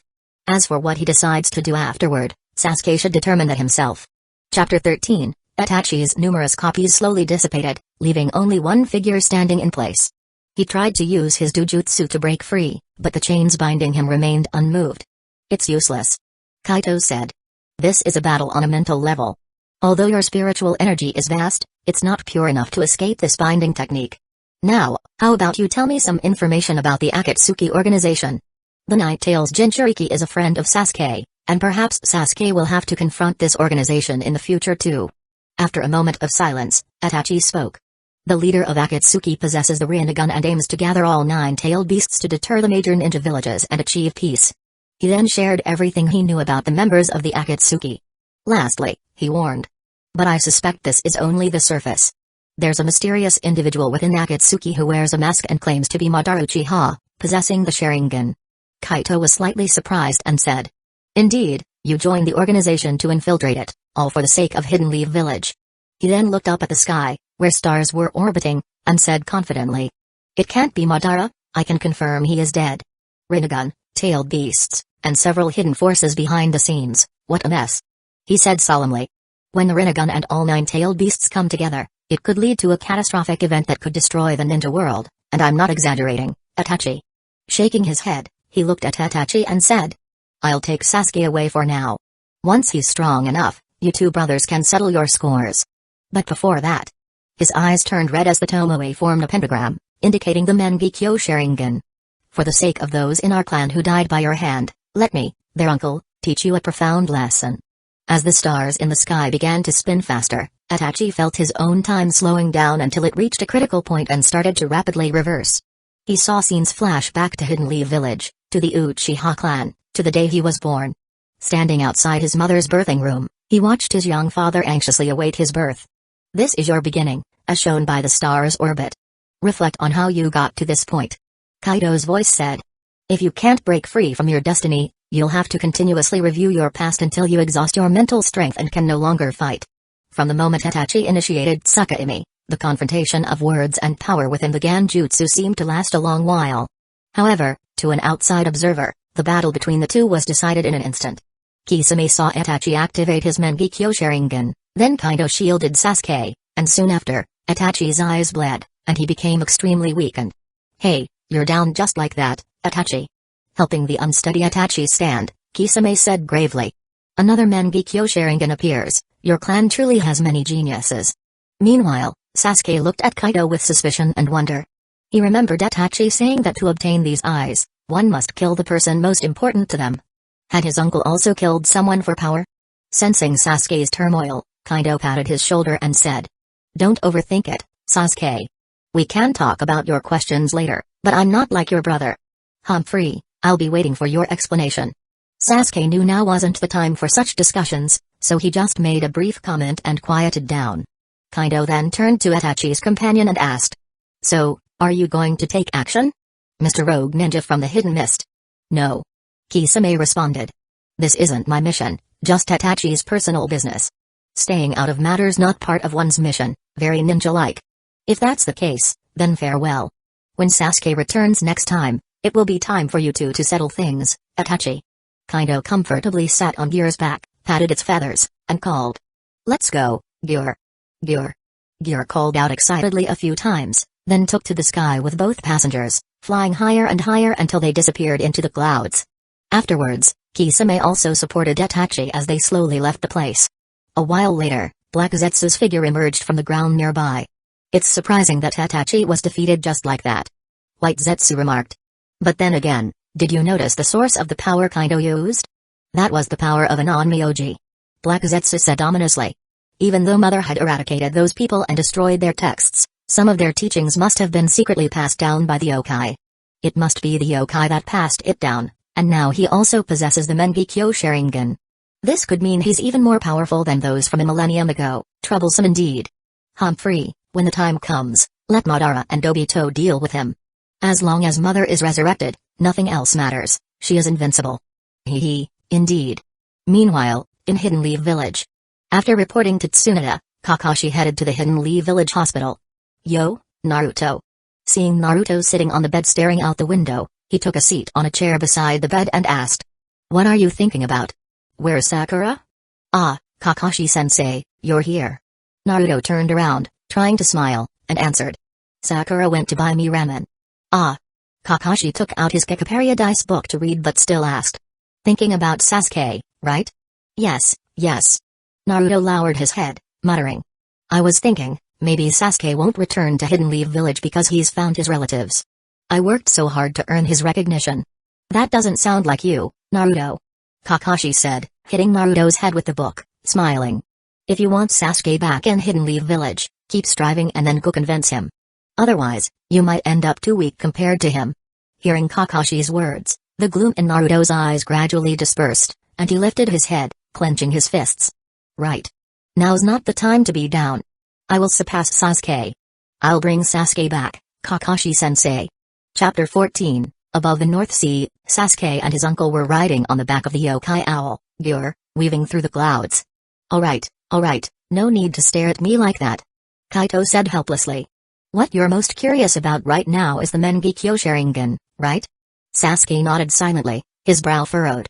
Kaito moved in front of Sasuke to shield him from the wind and then asked, "So, have you ever considered how our Uchiha and Hyuga, these Dujutsu clans, have a very special Kekkei Genkai, fundamentally different from other types like Ice Style or Magnet Style?" Sasuke's eyes brightened as he responded. The Kekkei Genkai of ninjutsu types combine two different chakra natures, while the Sharingan and Byakugan are mutations of body organs. "You're right," Kaido affirmed. "All bodily Kekkei Genkai can be traced back to the genetic heritage of Kaguya Otsutsuki, while ninjutsu types were created by their clan ancestors synthesizing different chakra natures." Sasuke, surprised, asked, "The Hyuga clan also descended from the Sage of Six Paths?" "Not from the Sage of Six Paths, but the Hyuga are descendants of his brother, Hamura Otsutsuki, left in the ninja world," Kaido explained. "Besides the already known Uchiha, Hyuga, Senshu, and Uzumaki, there are other bodily Kekkei Genkai in the ninja world. Though their exact origins are lost, they all surely retain, to some extent, genes originating from Kaguya Otsutsuki." "So?" Sasuke asked, puzzled. "What does this have to do with activating the Mengekyo Sharingan?" "Simple." Kaido chuckled. "Since it's an evolution of body organs, this power, inherited through blood, doesn't necessarily need to be driven by chakra. The evolution of the Sharingan is proportional to the growth of an Uchiha's chakra. As long as one can increase the quantity and quality of their chakra, the Sharingan will naturally evolve. Unfortunately, the Uchiha did not have a safe method to grow their chakra. Experiences from long wars made everyone believe that intense emotional stimuli of love and hate are necessary for the evolution of the Sharingan. This is actually a very risky shortcut. Even if the Mangekyo Sharingan is forcibly activated by a moment of intense emotional stimulus, the user's chakra doesn't fundamentally increase, making the Mangekyo Sharingan's power non-renewable. Subsequent use of Dujutsu then forcibly consumes the irreplaceable Dujutsu chakra, damaging the foundation. There's only one outcome to this. Kaido concluded. When the Mangekyo Sharingan's power is exhausted, the wielder will lose their sight. Itachi's eyes. Sasuke's expression was complex. Itachi is in bad shape. Kaido did not hide the truth from him. It's not just a problem of Dujutsu chakra. His natural physical constitution is actually not as good as yours. Forcibly activating the Mangekyo Sharingan is also consuming his life force. Patting Sasuke's head, Kaido continued. But there won't be any major issues in the short term. As for whether to kill him or to treat him in the end, I'll leave the decision to you. I won't interfere anymore. Meanwhile, Kisame had already brought Itachi to a town and checked into an inn. Because his chakra was completely consumed by Kaido's Dujutsu during their confrontation, Itachi had essentially lost his ability to fight and could only recover slowly through rest. However, he dared not close his eyes to sleep. Whenever he did, he would enter a peculiar dream where the faces of all his clan members, including his parents, appeared vividly, staring at him with eyes full of resentment. Awakening from the nightmare, he realized this was also a lesson from Kaido. Lying on the tatami, Itachi looked at the ceiling with bloodshot eyes, chuckling self-mockingly. He wouldn't harbor hatred because of such lessons. From the day his hands were stained with the blood of his clan and parents, he became an unforgivable person. He had never regretted it before. Yet, being forced to relive his life multiple times during the Dujutsu confrontation, even someone as resolute as him couldn't help but waver slightly. Whether it was to break free from the Dujutsu or to verify his own thoughts, he really tried to break away from the fate that had already passed in the subsequent reincarnations. Unfortunately, all attempts failed. No matter how hard he tried, Hidden Leaf Village and the Uchiha could never both be satisfied. Thus, only after exhausting his chakra was he able to escape. What would you have done in his place? Itachi recalled Kaido criticizing him for only acting according to his own desires. Could he find a perfect solution, or would it end in a lose-lose situation with Hidden Leaf Village? Itachi-san, are you alright? Kisame, sitting against the wall nearby, asked upon seeing Itachi's current state. I'm fine. Itachi replied calmly. As long as I recover enough to activate the Sharingan. Even though activating the Sharingan might not be useful. The key now was he needed chakra to open the Sharingan, then try to remove the jutsu left by Kaido, but Kaido's jutsu was preventing him from recovering chakra through sleep. However, there was no need to explain all this to Kisame. Seeing Itachi's expressionless face, Kisame flashed a toothy grin and responded. That's good to hear. Then both began to rest with their eyes closed, quieting the room. In an underground base in the northern part of the Land of Frost. Another Mangekyo Sharingan has appeared, huh? When did this Kaido Uchiha come into the picture? The man wearing a spiral-patterned mask asked with anger to Black Zetsu and White Zetsu in front of him. Why wasn't I informed before this? Hee, don't be angry, Toby. White Zetsu laughed. We just thought to use Itachi to test Kaido's strength first, not expecting Itachi to be so easily defeated by his Mangekyo Sharingan. Don't worry, Toby. Kaido Uchiha has already left this continent. If he appears later and affects our plan, let Nagato deal with him. Black Zetsu added. Unlike your special Mangekyo Sharingan, from what I've observed, his eyes are more illusion-based, posing no threat to the Rinnegan. After Nagato exhausts all his life force, it'll be up to you, Toby. Let's leave it at that for now, and remember to inform me immediately if there's any news, Zetsu. The voice of Madara Uchiha, calling himself Toby, grew colder. And remember, call me Madara. Yes, Lord Madara. White Zetsu eagerly flattered in response.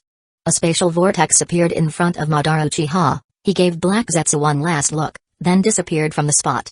Chapter 15, For the past 3 days, except for occasional rests on some islands, Gyur continuously flew with the Uchiha duo.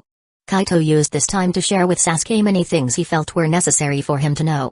From the hostilities between the Uchiha and Senju clans during the Warring States period to the history of Hidden Leaf Village's establishment. The life and death struggles between Madara Uchiha, the clan leader at the time, and the first Hokage, Senju Hashirama. The political strategies adopted by Hidden Leaf Village's higher-ups towards the Uchiha clan from the second Hokage, Senju Tobirama, to the third Hokage's succession. The overall development of Hidden Leaf Village and various ninja clans. He tried to be as objective as possible, not infusing too much personal emotion. He hoped Sasuke could broaden his perspectives and learn to think more rationally. As they communicated along the way, time quickly passed. Even the longest journeys have their ends. At sunset on the third day, they finally reached their destination. Gyur, Gyur, Gyur. We're almost there, the entrance to Ama is right ahead. Gyur excitedly announced. Sasuke stood up, silently observing the scene before him. The setting sun painted the world in brilliant red, with several steep peaks rising abruptly from the tumultuous sea. From afar, these peaks appeared to be made of black boulders, devoid of vegetation, animals, or any signs of life. What's visible from the outside doesn't reveal much. Ama is a secret place hidden among those mountains. Kaido's voice broke the silence. He wrapped an arm around Sasuke, chuckling. Let's speed up, Gyur. Gyur, Gyur, Gyur. Gyur's laughter filled the air as its massive form almost turned into a streak of light, swiftly approaching the black mountains as if about to crash into them. Only when its speed slowed did Sasuke realize there was a narrow passage hidden in front. Before he could react, Kaido effortlessly lifted him from Gyur's back and gently landed on the ground. Simultaneously, Gyur's massive size rapidly shrank, and it flew up to perch on Kaido's shoulder. Gyur, Gyur, let's go. I wonder who's guarding the entrance today. I have no idea. Kaido shook his head, then beckoned Sasuke to follow as he started walking forward. Inside the narrow canyon, which was barely wide enough for two people, they navigated through twisting and turning paths. As they delved deeper, the light gradually dimmed until it was pitch black. Kaido had to light a lamp he carried, raising it high in his hand. Gyur, Gyur, you actually need to light a lamp? I can see perfectly well. Gyur mocked.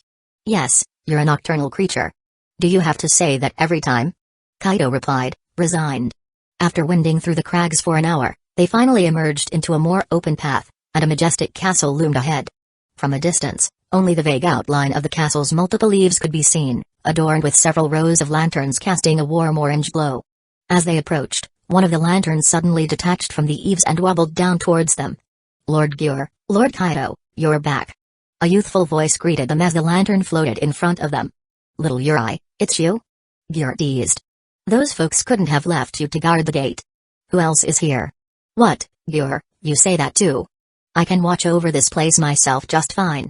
The flame inside the lantern leapt as the youthful voice expressed its annoyance. Futa is here as well. You've returned. Another voice called down from the castle. And you've brought a human with you. Appearing before them, Futa looked about 12, roughly Sasuke's age, dressed in samurai attire. Unlike humans, he had a pair of black wings on his back. It's you, Futa. This is my sister's child. Kaido looked up, patting Sasuke's shoulder as he introduced. Don't worry, Sasuke is a good kid. Since I've brought him here, he'll take on the corresponding responsibilities. You explain it to Shigeru yourself. Futa fluttered his wings, then instructed. Uri, lead them in. Yes, Lord Futa. Uri wobbled, flying towards the gate. Please, follow me, lords. Following Uri through the barrier at the gate, they finally entered Ama. Ama, in reality, was also a vast fortress. The architecture within was ancient and robust, giving the impression of traversing through eons. The size of the fortress revealed its past prosperity, now completely silent. As night fell, the fortress lay in gloom and quiet, with only a few lanterns sparingly lit. Gyur, Gyur, Gyur. Let's head to Lord Shigeru first. Gyur leapt from Kaido's shoulder, its gray feathers transforming into a 14 or 15-year-old boy as they dispersed. With a round face and big, round eyes, the youthful Gyur looked incredibly honest and adorable. Noticing Sasuke's curious gaze, Gyur couldn't help but puff out his chest, boasting. What's the matter, little Sasuke? Shocked by the majestic figure of Lord Gyur? Sasuke's face bore several black lines as he retorted. Hey, you're now even cuter than Kakashi's Pakkun. What did you say, you little brat? I'll show you. Humphrey, let's see if you have the strength. I am the great yokai Lord Gyur of Ama. A great yokai, huh? You look about 2 years older than me. Alright, both of you quiet down. Kaido intervened between the childish duo. Stop arguing, we need to see Lord Shigeru quickly. He nudged them forward, explaining to Sasuke. Lord Shigeru is the eldest among the yokai of Ama and the current leader of the yokai here. Was that Futa a yokai like you, Gyur? And what kind of yokai is Lord Shigeru? Sasuke curiously inquired. Futa is certainly not from our owl tribe. Gyur quickly denied. You really are clueless, kid. Futa is obviously a Karasutengu. Understandingly, Kaido added. We wouldn't know that, since in human legends, Tang are depicted with long red noses. I used to think the same until I realized that's actually a mask. As for Lord Shigeru, you'll know once you meet him. Chapter 16. Nowadays, there aren't many yokai left here, mostly those not adept at combat. Kaido frankly shared about the current state of Amma. There's practically none with the strength of those great yokai from ancient times. Gear added. No help for it, since back then, the powerful yokai were all off fighting, leaving behind those not suited for battle. Although new yokai have been born over the millennia, the growth of yokai, compared to humans, is excessively slow. Of course, yokai hiding away and no longer appearing also restricts their growth. Kaito supplemented. Is it because they haven't experienced battle? Sasuke inquired. Shaking his head, Kaito explained. Yokai value innate talent more than humans. For yokai skilled in combat, fighting is a natural instinct. For those who aren't, no amount of effort will make them warriors. What I mean is that the notoriety among humans also impacts their strength. The more widespread the legend of a yokai, the stronger it becomes. So, those great yokai from the past were indeed notorious in the human world. Gyur spoke with longing. Does that really work? What's the principle behind it? Sasuke was very surprised. After some thought, Kaido answered. It might be called a miracle triggered by the collective consciousness of humans. There were yokai born from tales passed down by word of mouth. As they spoke, they veered towards more secluded paths, eventually leaving the buildings behind and entering a forest. You've returned, Gyur, Kaido. An elderly voice emanated from deep within the forest. Yes, Elder Shigeru. Gyur responded with respect. Come over here. Green fireflies lit up in the forest, guiding their way. Following the fireflies to the heart of the forest, they eventually encountered a towering tree that blocked out the sky. Approaching, a face appeared on the tree, followed by an old man in green clothes emerging from within. Elder Shigeru. Kaido and Gyur greeted the old man with pose, and Sasuke followed suit. The elder nodded at them, his expression kind. Elder Shigeru, you must have received the message I sent back. Kaito said. I have. The elder's expression grew serious. The Rinnegan has appeared, aiming to collect the tailed beasts. As you said, the ultimate goal of those behind the scenes is likely to break Kaguya's seal. Is war about to begin? He sighed, then asked Kaido. What do you plan to do, Kaido? Don't worry, Elder Shigeru, we're not unprepared. Kaito assured. Besides, that plan should be nearing success, right? With a confident smile, he continued. Even if not, there's still me. Though we don't stand much chance in direct combat, if we prepare in advance, resealing Kaguya shouldn't be an issue. Actually, them breaking Kaguya's seal might not be entirely bad. Kaito said thoughtfully. We all know the Otsutsuki clan isn't limited to Kaguya alone. Who knows when they might send another powerful being to invade our world. Yet, humanity has forgotten its history. To protect this planet from eventual Otsutsuki destruction, we need more like-minded forces. He patted Sasuke's head habitually. Although we can be considered Otsutsuki descendants, we're more human. Is that so? Elder Shigeru nodded. Then go ahead, Kaido. We'll support you. Thank you, Elder Shigeru. After their conversation, Kaido led Sasuke and Gyur out of the forest towards the city center. We've been traveling these past few days, so let's rest well tonight, Sasuke. Kaido suddenly spoke after some time. I have some matters to attend to, and I'll take you to the training site tomorrow morning. Gyur, I'm leaving Sasuke in your care. Hey. Isn't it just me who's been traveling non-stop? Gyur complained, then said. Go on, I'll take Sasuke for dinner. Rushing ahead, he called out. Come on, follow me. I'll take you to eat the famous Kitsune Kanto stew. Sasuke stumbled a bit, then freed himself from Gyur's grasp, nodding to Kaido before casting a disdainful look at Gyur's retreating figure. What's the rush? I can walk myself, just lead the way. Huh. Such impoliteness from a brat. I'm kindly offering to take you to eat, and you should just gratefully accept. Hurry up, Kitsune Kanto stew is limited supply. Humphrey, you're becoming more childish. Huh. You're the childish one. As the two disappeared around the corner, Kaido had also left the area. In a spacious hall within the castle tower, the ground was densely inscribed with complex sigils, with different colored flames floating in the centers of several formations. Kaido entered the hall, closely observing the flames. Seems some have been restored. He acknowledged. Thank you for guarding this place, Elder Chiri. No need for thanks, Kaido. A female voice came from behind him. A woman with an ethereal figure, beautiful and dignified, with long, slightly curled black hair and a kind smile, appeared. Her eyes were also that of the Mangekyo Sharingan, yet her figure was translucent, clearly no longer human. Is the clan still the same? Elder Chiri. Kaido turned to the woman's ghostly figure, sighed, and said. The Uchiha no longer exist. Is that so? Chiri Uchiha paused briefly before returning to normal. After hearing Kaido's account, she simply stated. It seems it has came to this in the end. I've been dead for a long time, and by now, I don't have much sentiment left. Since there's still one child left, guide him well. Yes, Granny, I'll guide him properly. Really, I've told you before, just call me Yuri. Cheery Uchiha seemed slightly irritated but also amused. When you were little and first able to see me, you called me sister, but after learning about my status, you insisted on calling me Granny. Calling me elder now is at least better than Granny. I died young, so being called Granny really was distressing. Then, she seemed to remember something amusing, and laughed out loud. Ah, I really got a good scolding back then. Kaido kept a smile on his face, feeling a bit awkward inside.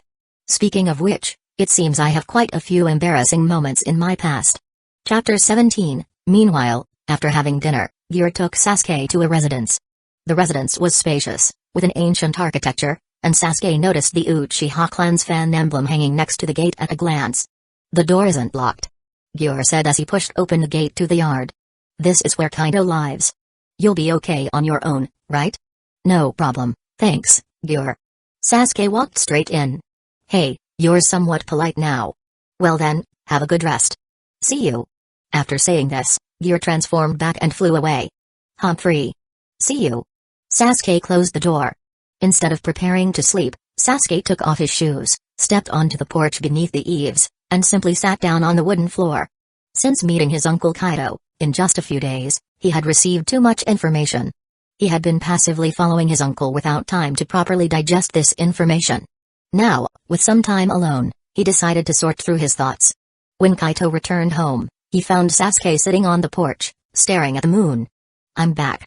Welcome back. Kaito sat down next to Sasuke and asked.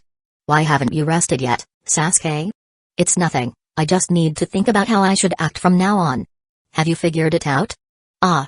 Sasuke's gaze shifted to his uncle. That guy Itachi, I will make him live with his remorse. For him, perhaps dying is a relief, but why should everything go as he wishes? The youth's gaze was firm, and he looked up at the crescent moon, softly saying. I will work hard to become stronger, stronger than him. Then, everything will be up to me. Uncle wants to defeat Kaguya, right? I'll help. Then, as if remembering something, he asked. But doesn't Kaguya's appearance mean all the tail beasts have been captured? What will happen to that dead last Naruto? Kaido truthfully answered. A Jinchuriki will die if their tailed beast is extracted.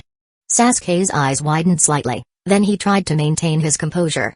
That dead last, if he can't become stronger, it's his own fault if he dies. Kaido found it somewhat amusing to see. The kid was clearly still concerned about his teammate. So, he teased. Though you say that, if he gets captured, you will still go save him, right? I have no choice. Sasuke emphasized. That guy is my acknowledged rival. He can't die over something like this. Alright. Kaito stood up, turned, and opened the sliding door. But for now, you should rest. We'll start training tomorrow. Humphrey, I know. The night quickly passed. In the morning, when Sasuke stepped out of his room, Kaito was already setting up breakfast. Good morning. Good morning. Sasuke, I had breakfast brought over. Wash up and come eat. I know. After a simple breakfast, they headed to the spacious backyard. First, come at me with all your strength, Sasuke. Kaito stood ready and waved Sasuke over. Show me all your power. Eager for the challenge, Sasuke showed an expectant smile. He really wanted to fight his uncle and see. He took out several shuriken, slightly crouched, activated his Sharingan, and immediately entered a combat state. However, Kaido remained relaxed, not even activating his Sharingan. Thinking he was being underestimated, Sasuke acted. In an instant, Sasuke moved. Shuriken traced different arcs in the air, rapidly approaching Kaido from all sides. Facing the incoming shuriken, Kaito still stood in place, waiting until the shuriken nearly reached him before he began to move. Suddenly, a short sword appeared in his hands. With a draw of the sword from its sheath, he seemed to casually wave it a few times, deflecting all the thrown shuriken.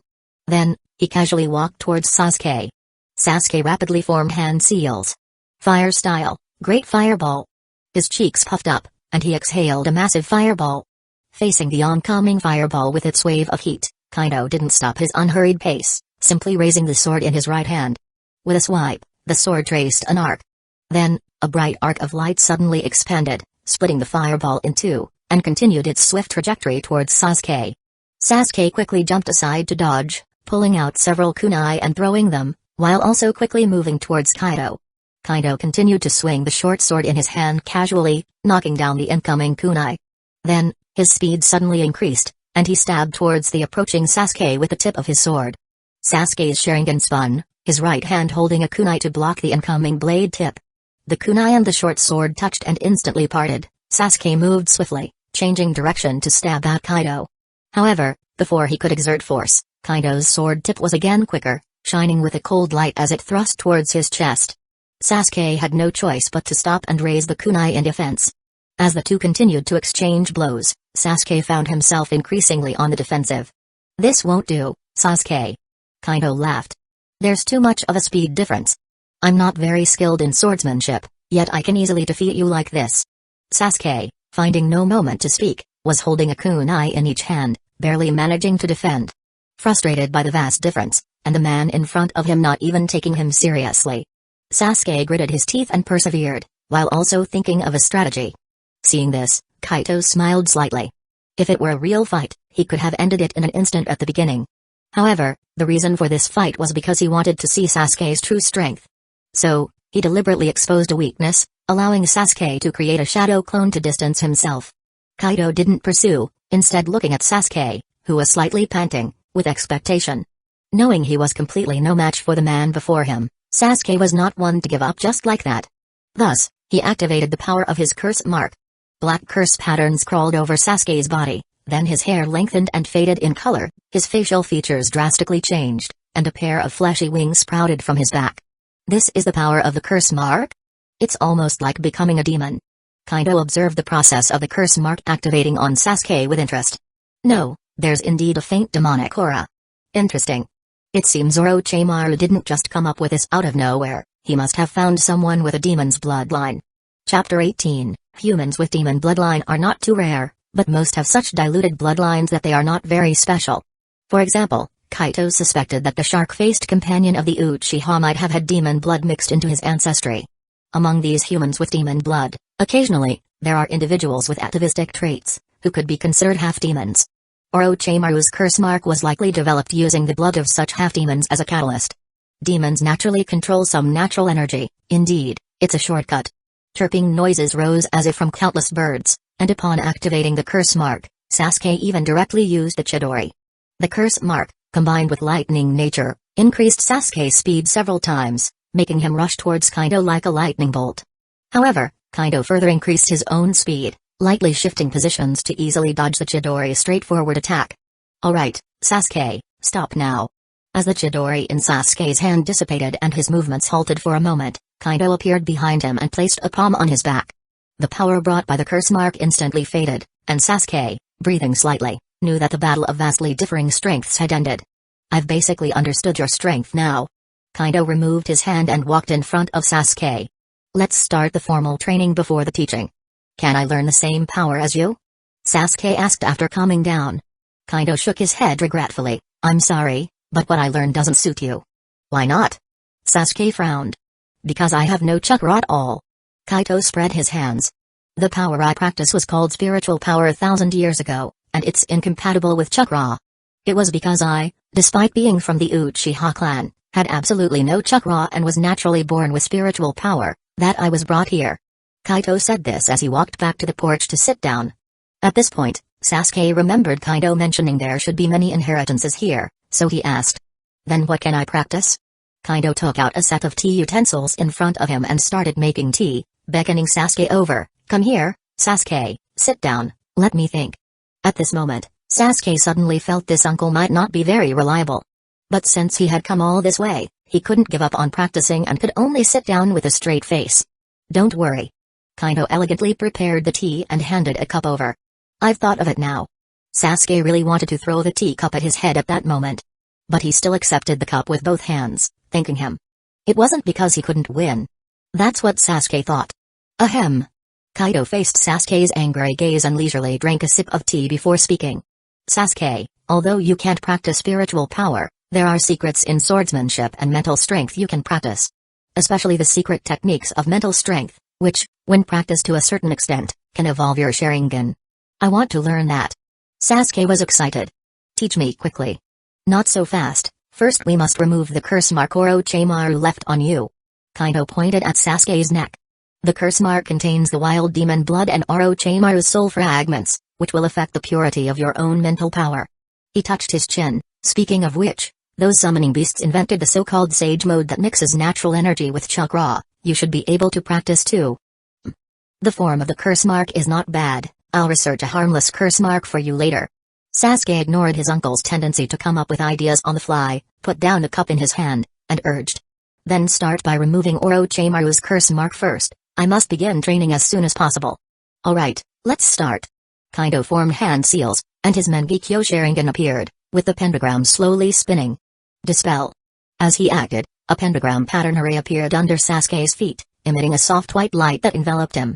As the light grew brighter, the curse mark on Sasuke's neck and the evil sealing method seal that Kakashi had set both began to slowly turn into black particles and gradually dissipate.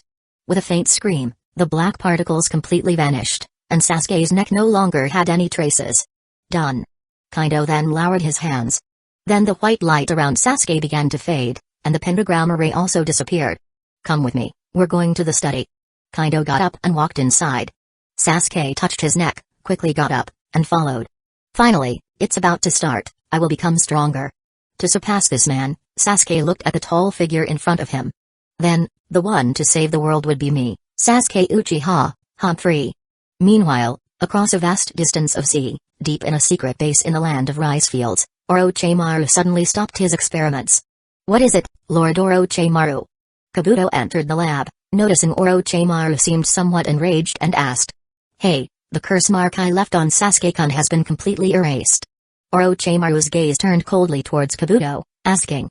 Kabuto, have you found out?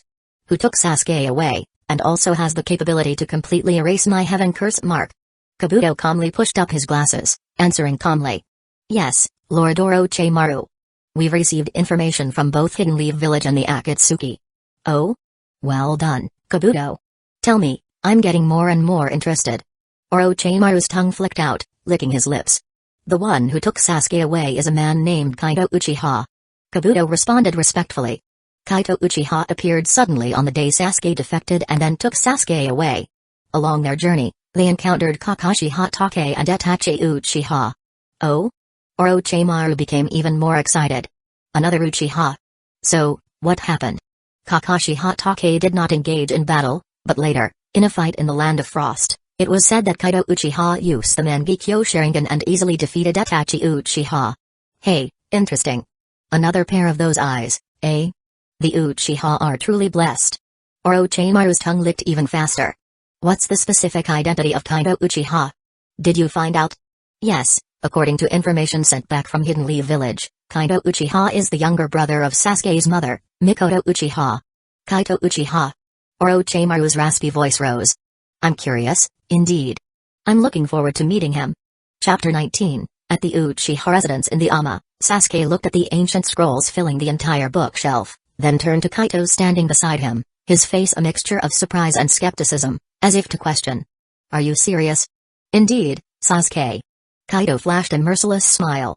You have to go through all of these. He patted Sasuke's shoulder.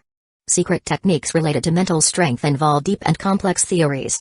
Without mastering these theories, it's impossible to reach a higher level of practice. But with your intelligence, it shouldn't be a problem, right? Humphrey, I'll learn it.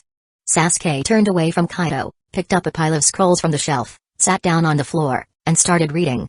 Seeing this, Kaito smiled. Keep it up, Sasuke. I have to step out for a bit, so I won't disturb you. Lunch will be delivered, and if you have any questions, ask me tonight. Got it. After Kaito left the Uchiha residence, he strolled leisurely toward the Tenshu Tower.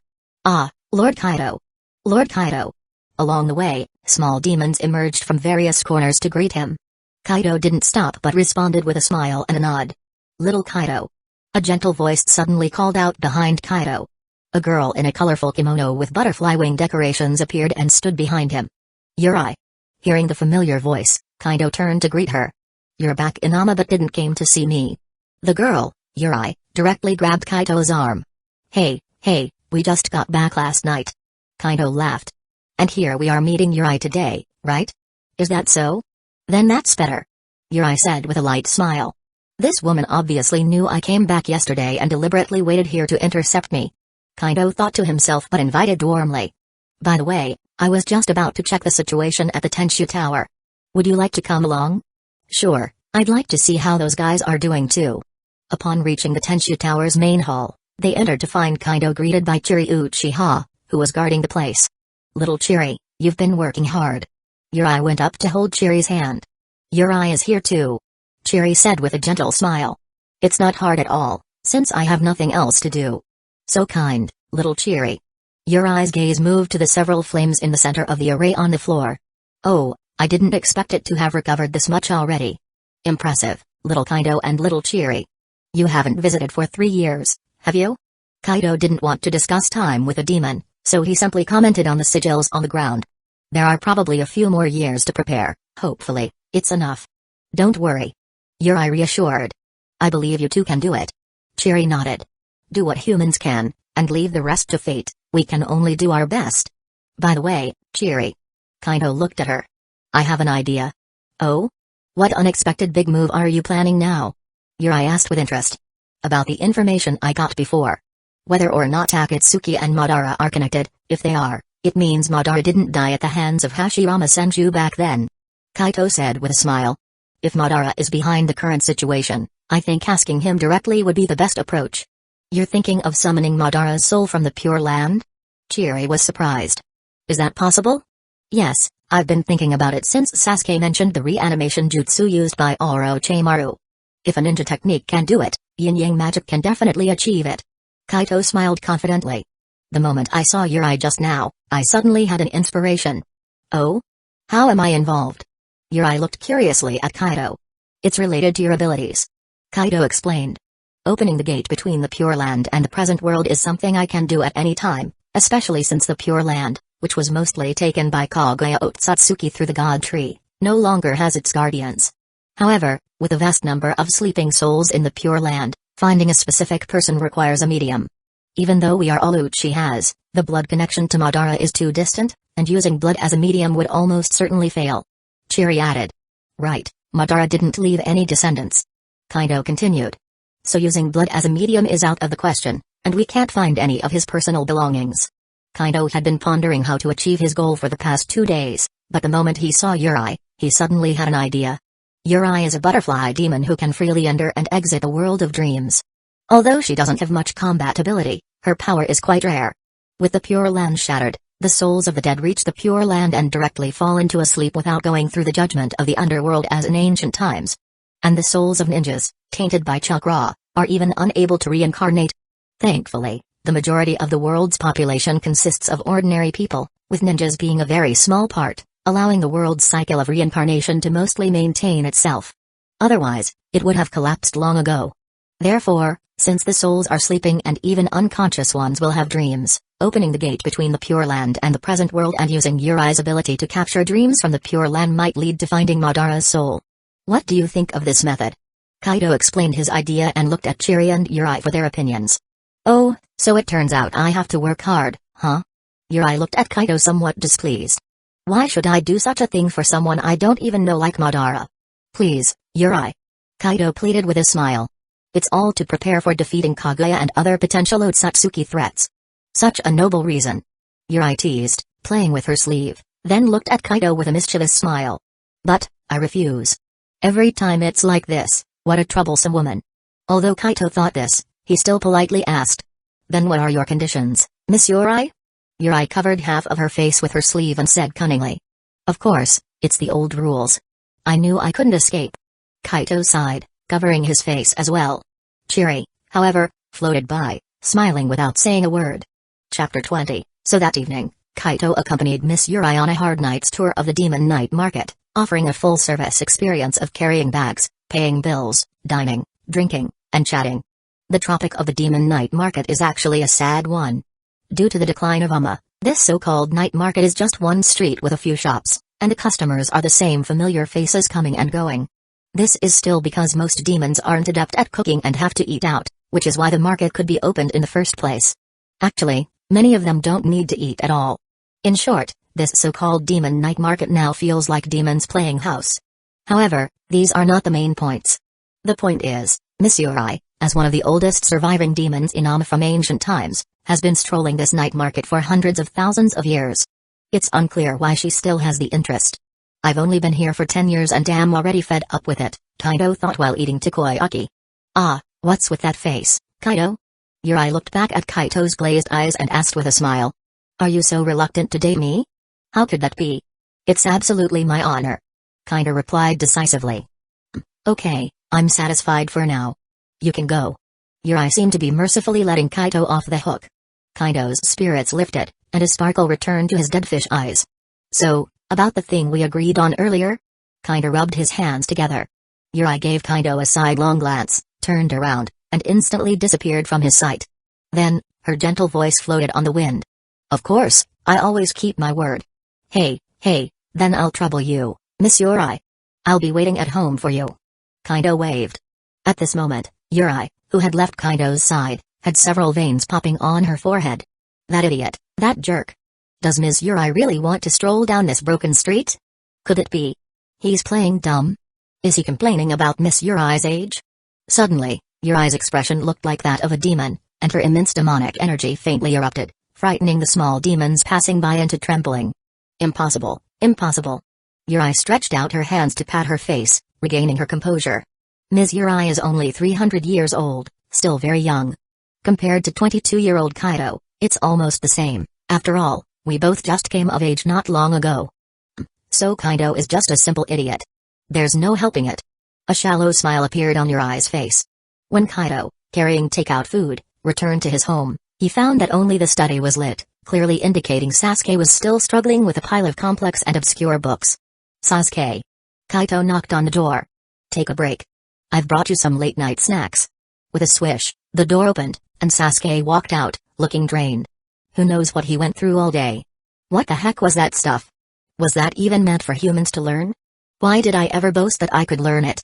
Whenever such thoughts popped into his head, he had to rely on his last bit of stubbornness to endure. For the Mangekyo Sharingan. He chanted this slogan 800 times today. Seeing Sasuke's state, Kaido couldn't help but chuckle internally. Sasuke was in the exact same state as him back in the day. Patting Sasuke on the shoulder, Kaido comforted him. Hang in there, Sasuke. You're much luckier than I was. Back then, I had to figure it all out on my own, but now you can ask your uncle for help. Humphrey. Sasuke grabbed the food from Kaido's hand and started eating silently. He ate with a vengeance. Kaido just smiled and watched him eat. Seeing Sasuke like this, Kaido decided to give him some motivation. Sasuke, your uncle happens to be the world's last onmyoji. Huh? You might not know what being an onmyoji signifies. So what? Sasuke gave Kaito a look and continued focusing on his food. In ancient times, onmyoji communicated with the natural elements, divined the stars, created calendars, drove away harmful demons, and protected the people. And now, I can do all that and more. This time, Sasuke didn't even bother to give him a glance. Unfazed, Kaido continued. I've developed a new technique today that can even open the gateway between this world and the afterlife, allowing the summoning of the souls of the deceased. Sasuke stopped eating. Would you like to see Mikoto again, Sasuke? As food fell to the ground, Sasuke lowered his head, hiding his expression with his hair. His voice was hoarse as he reached out and grasped Kaido's robe tightly. I want to see Mom again. Kaito stroked Sasuke's hair softly and said. The technique can be performed anytime, but you'd want Mikoto to see you at your best, right? Otherwise, she'll worry about you. I'll go take a bath. Sasuke immediately stood up and rushed to the bathroom. After a quick shower and a change into clean clothes, Sasuke started to tidy his hair in front of the mirror. Cheer up. After one last look in the mirror to check his appearance and confirm his state, Sasuke hurried back to Kaido's side. Are you ready? Hearing footsteps, Kaido looked away from the night sky and turned to see Sasuke, refreshed from head to toe. Ready. What do we need to do? Sasuke was eager yet hesitant. Just a drop of your blood on this will do. Kaito said, taking out a paper doll inscribed with symbols and holding it out to Sasuke. Without hesitation, Sasuke bit his finger and dabbed blood on the paper doll. Then, let's get started. Kaito said, holding up the paper doll between two fingers. Rin, Pyo, T, Sha, K, Jin, Retsu, Zei, Zen.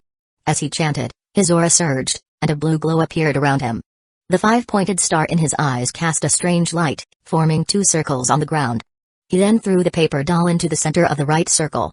With a series of hand seals, the two circles began spinning rapidly, one clockwise and the other counterclockwise. Then, a dark portal opened in the center of the left circle. As the portal opened, a cold and desolate air spread rapidly. "It's coming." Kaido's eyes brightened, and his hand seals shifted again. Urgently, as if by a strict order.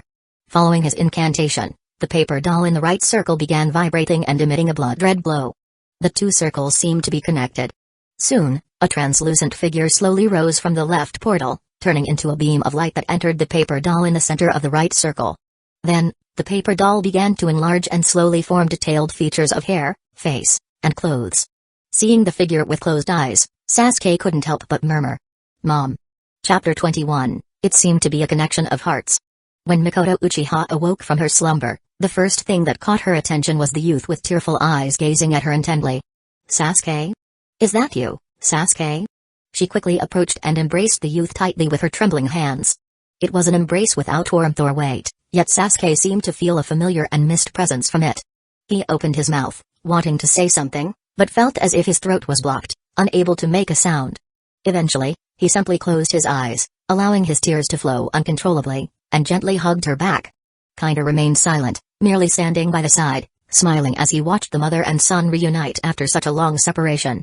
After a while, Mikoto released her embrace and, with her hands, lovingly cupped Sasuke's face, gazing into his eyes. "You've grown up, Sasuke. Mom is so happy," Mikoto said softly, caressing Sasuke's face. "Huh?" Sasuke, his cheeks flushed, shyly lowered his head but couldn't help occasionally looking up at the gentle smile on Mikoto's face. Mikoto couldn't resist stroking Sasuke's head once more before turning to the other person present. "How rude of me." Upon seeing the man before her clearly, she was momentarily stunned, then joyfully exclaimed, "Kaido, is that you?" "Yes, big sister. Long time no see," Kaido replied, maintaining an innocuous smile. "It's been a long time." "Indeed, it has been a long time. You little scamp, running off and never coming back, leaving your sister worried about you." Mikoto playfully scolded her brother, then couldn't help but laugh. "You've changed a lot, Kaido." "So, it was you who woke me?" "It was me." Kaido nodded. "Sister should have realized a long time ago that I've always been able to see things others can't. Later on, by chance, I learned a few things. I remember, as a child, you often talked about seeing a long-haired sister, and everyone thought you were lying." Mikoto reminisced. "But I always believed you. I can tell when you're lying, Kaido. That was Chiri Uchiha, the ancestor. She has been lingering around our family for years," Kaido explained.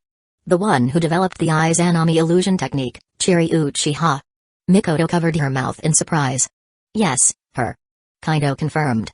"Let's not talk about this for now. Sister and Sasuke probably have a lot to talk about," Kaido said to Sasuke. "I won't disturb you two any longer. Aren't you going to talk with your sister, Kaido?" Mikoto teased. "Sister, the paper doll you're possessing allows you to exist in this world for 3 days, so there's no rush. You should talk with Sasuke first." Kaido waved his hand and then turned to leave. Returning to his room, Kaido took out a scroll and began to write quickly. This was his first time summoning a soul from the Pure Land, a rare experience. He needed to record it well. Inspired by the impure world reincarnation, he now had a new research direction for this technique. This might allow him to have more shikigami, just like the great onmyoji of ancient times. Currently, Kaido only had a few simple paper shikigami. Although he could let the yokai temporarily imbue a part of their power into the paper dolls, the upper limit wasn't very high. As for making a yokai his shikigami, their initial friendly relationship made it impossible. Yokai cherish their freedom by nature, and making a contract would remind them of the betrayed summoning beasts. Now, no one was willing. Kaido wouldn't force them. And as for spirits, they had almost disappeared from this world. As for Chiri Uchiha, that was a 1 in a million special case. In this world where the underworld is withering, the world absorbs human souls into the Pure Land the moment they die to maintain the cycle of reincarnation. Chiri Uchiha became a vengeful spirit due to the unique abilities of her Sharingan. Now, this technique gave Kaido hope. There are countless deceased ninjas, and surely some would be willing to contract with him to return to the world of the living. They're already dead, so fighting with them is safe. After all, means to directly harm the soul are rare in this world today. However, Kaido knew he had a long way to go before he could improve this technique to a practical level for combat. First, the process of casting the technique takes too much time. Currently, he needs to bolster it with a Sharingan, combined with hand seals and mantras to execute it. He should first find a way to simplify the summoning process. And Kaito took out a paper doll inscribed with runes to examine closely. Currently, he could only allow a soul to possess and manifest in a simple form, which is not enough for combat. It might be an issue with the materials, given that ninjas use chakra for battle. The runes also need to be changed, here. Suddenly, Kaito had a flash of inspiration. Sasuke's curse mark. Perhaps he should first develop a safe curse mark. Directly utilizing natural energy, which is ever replenishing, would eliminate concerns about consumption in battle. Kaito's eyes sparkled with determination, and his brush flowed like water, rapidly recording his new insights. Time flew by unnoticed, and when Kaito realized it, dawn had already broken. Putting down his brush and carefully storing the completed scrolls, Kaito opened the door and stretched in the morning sun. Why do I smell food? Drawn by the aroma, Kaito headed towards the usually deserted kitchen. Sister? Kaito looked in amazement at Mikoto, who was busily working in the kitchen. Is this really my kitchen? How did such a lively kitchen appear? Good morning. Mikoto turned with a smile. Did you sleep well last night, Kaito? Ah, very well. Kaito casually replied. These ingredients? These? I just asked around, and some little ones brought them over. Mikoto replied while cooking. Hearing that I was Kaito's sister, everyone was very enthusiastic. It seems Kaito is quite popular around here. Not really. Kaito waved off, looking around. Is Sasuke still sleeping? Yes. He held onto my hand and refused to sleep last night. Mikoto's expression darkened, her voice filled with guilt. It's been hard on Sasuke. We, as parents, have let him down, burdening him with such painful memories at such a young age. But fortunately, Sasuke was lucky to have met me in the end. Kaito consoled, giving a thumbs up. I'll take good care of him on behalf of sister, so don't worry. Sasuke told me everything. Mikoto looked relieved. Thank goodness he met you then, or he would have ended up with Orochimaru. I knew it. Kaito posed triumphantly. I'm super reliable now. Having lightened her mood, Mikoto also said with a smile. I'm not worried about you two in terms of safety with Kaito. But Kaito, you need someone to take care of you two, don't you? Both of you, don't just focus on training. Remember to eat well and rest properly. Kaito, you didn't actually sleep last night, did you? Don't lead Sasuke astray. Mikoto handed a plate of food to Kaito. Kaito, I've always been able to tell when you're lying since you were little. Chapter 22, I'll bring these to the dining table. Kaito took the dishes. Sister, you go wake Sasuke up. Thank you. No problem. After setting the table, Kaito freshened up before returning to the dining area. By then, Sasuke was already sitting at the table. Let's eat. Let's eat. Thus, they enjoyed the most sumptuous breakfast they had had in days. Remember to continue studying after breakfast, Sasuke. Kaito, feeling satisfied, reminded Sasuke. Humphrey, I know. Sasuke's face darkened instantly, but he grudgingly agreed. Seeing this, Kaito comforted him. Don't worry, I won't be going out today, feel free to ask me anything. After watching Sasuke head back to the study with heavy steps, Kaito stayed in the dining room to help Mikoto with the dishes. In the kitchen, while washing the dishes, Kaito asked. Sister, did Sasuke tell you about Itachi? Ah, he told me everything. Mikoto paused, then continued tidying up. What are you trying to say, Kaito? Itachi's personality really isn't likable compared to Sasuke. Kaito continued. He was ready to kill me just to get Sasuke to return to Hidden Leaf Village, but of course, I taught him a lesson. But Kaito, you didn't kill him. Mikoto said softly. After all, he's your child, sister. No matter what happens, you would still love him, right? Besides, his body won't last much longer. Kaito stated confidently. Yes, that child has borne too much. Mikoto sighed. At this rate, he might soon join me and Fugaku. I won't interfere on my own, it's all up to Sasuke to decide. Kaito said, looking at Mikoto's pained expression. But if Sasuke asks me in the end, considering sister and Sasuke's sake, I might treat him. Thank you, Kaito. Mikoto's voice was mixed with complexity. But as you said, let's leave it to Sasuke to decide. Whether it's me, Fugaku, or Itachi, we all owe him. Sasuke might be a bit stubborn, but deep down, he's a kind-hearted good kid. Kaito didn't hesitate to praise. Yes. Mikoto nodded in agreement, proud. At the same time, the Itachi they had just talked about finally returned to the Hidden Rain Village. After a few days of recovery, his condition had significantly improved. Although he still couldn't use his Mangekyo Sharingan, he was able to use his normal 3 Tomoe Sharingan again. So today, he started trying to break the Ganjutsu left by Kaito. And then, he failed. It's useless, Itachi. Suddenly, Kaido's voice sounded in his ear. Itachi was startled and quickly turned around, but found nothing. I'm not there, huh? Itachi quickly deduced. You left a technique on me that allows communication? Not just for communication, there shouldn't be anyone to disturb you now, right? A faint white light flickered on Itachi's left wrist, and a tiny paper person the size of a little finger emerged from beneath his skin and floated in the air. But let's take a precaution. The little paper person's simple lined features moved as it spoke, and its tiny arms began to gesture. An invisible light centered around the small paper person spread throughout the room, creating a barrier. This should be good. If anyone tries to eavesdrop, I'll know. Then, the paper person quickly grew, becoming three-dimensional and finally taking the form of Kaido Uchiha. Kaido Uchiha flicked his sleeves, turned to the previously silent Itachi Uchiha, and introduced. This is a part of my consciousness I've split off, you can think of it as a clone. What do you need this clone for? Itachi asked. I've come to share some information with you, in exchange for your cooperation with my instructions afterward.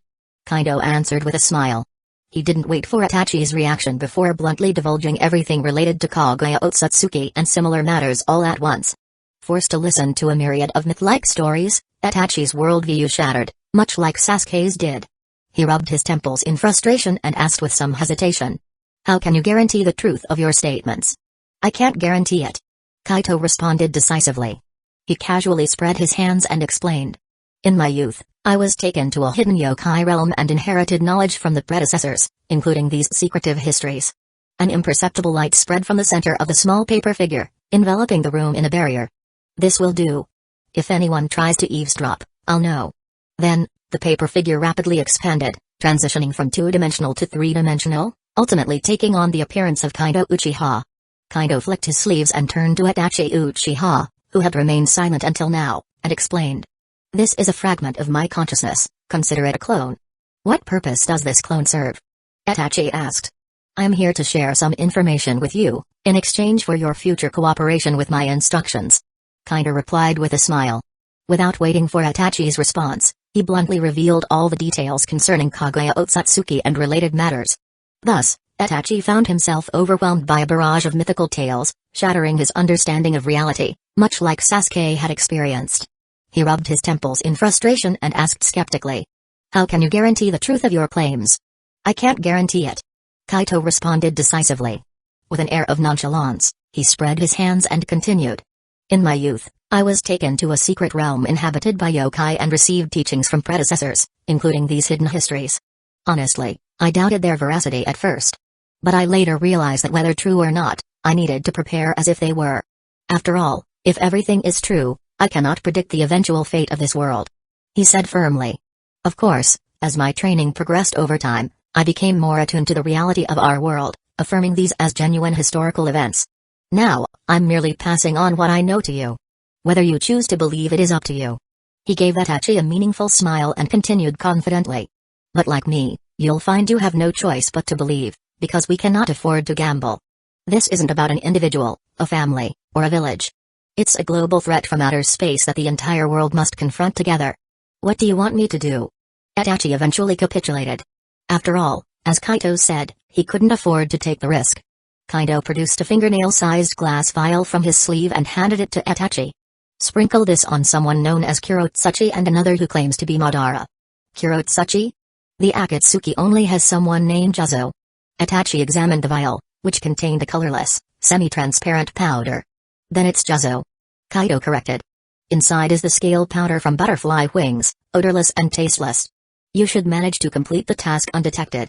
I can do that. Itachi pocketed the vial, paused for a moment, then asked. How is Sasuke? Sasuke is well. Kaito assured. I will take good care of him. Just wait, one day he will stand before you. As he spoke, his figure began to fade, retracting back into the small paper figure. We'll be in touch. Oh, and don't bother trying to undo the jutsu I left on you, it will automatically deactivate in 3 months. After all, you're my sister's child too, and I can't bring myself to be too harsh. Chapter 23, when the small paper figure before Itachi Uchiha completely vanished, Kaido Uchiha, who was conversing with Mikoto, also received the message returned from that fragment of consciousness. The progress there was smooth, pleasing Kaito immensely. The special scale powder he had given Itachi in the little bottle came from Uri, As long as Itachi found an opportunity to fulfill the task assigned, Kaito would be able to use Yurai's yokai power to pinpoint the target's dreamscape, thereby gaining free access. Regardless of who it was, dreams are the most undefended places. Kaito couldn't unearth more secrets. After all, facing Kaguya Otsutsuki, who nearly obliterated the world a millennium ago, Kaito now had the advantage of preparation. He intended to maximize this advantage as much as possible. For the next 2 days, besides his study and training time, Sasuke clung to Mikoto, allowing Kaito to tease him thoroughly. At first, Sasuke would blush, but he seemed to get used to it eventually and completely ignored his uncle. "Humphrey, you're just taking advantage of my study time to be with Mom," Sasuke thought indignantly. Time flew, and on the 3rd day, before Mikoto's departure, Kaito had another lengthy discussion with her. Since every helper mattered, naturally, he aimed to recruit strong members from the Uchiha clan first. This conversation mainly revolved around the world's impending threats and Kaito's plans. Mikoto agreed to persuade Fugaku Uchiha when the time came. Finally, under Sasuke's reluctant gaze, Mikoto's figure vanished, leaving behind only a broken paper figure. Kaito patted Sasuke's shoulder, consoling. "Don't worry, if I could summon her once, I can do it many times." "Yeah." Sasuke nodded, still looking somewhat forlorn. After all, the separation of life and death couldn't be bridged by such means. Kaito encouraged. "Keep it up, Sasuke. Once you've mastered the psychic techniques, I'll summon both your mother and father to see you. I'll get back to my studies then." And with that, Sasuke dived back into the ocean of knowledge. Days passed, and finally, Yuri arrived at the Uchiha residence. Kaito was quite satisfied with this development. Considering the yokai's sense of time, Yuri's prompt arrival was quite commendable. "So, you're planning to perform the summoning here?" Yuri elegantly knelt in the living room, gracefully sipping tea. "We'll go to the castle tower," Kaito decided. "I'm thinking of letting Lady Chiri meet that legendary Uchiha as well." "Humphrey, whatever suits you." Yuri set down her teacup, leisurely smoothing her sleeves. "Anyway, I'm not interested in this Madara." "Alright then, let's go." Kaito also rose from his seat. Together with Chiri Uchiha, they headed to the castle tower, selected an empty hall, and began their preparations. Unlike the summoning of Mikoto, this time there wasn't a specific target. Kaito first opened the gateway between the Pure Land and the present world. As the dark passageway opened, Chiri Uchiha instinctively distanced herself a bit.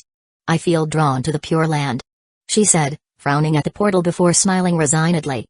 "Though it's been many years delayed, it seems I'll eventually pass on." "It's not just you, Lady Chiri, eventually, everyone goes," Kaito Uchiha remarked, his eyes shining with an unprecedented determination.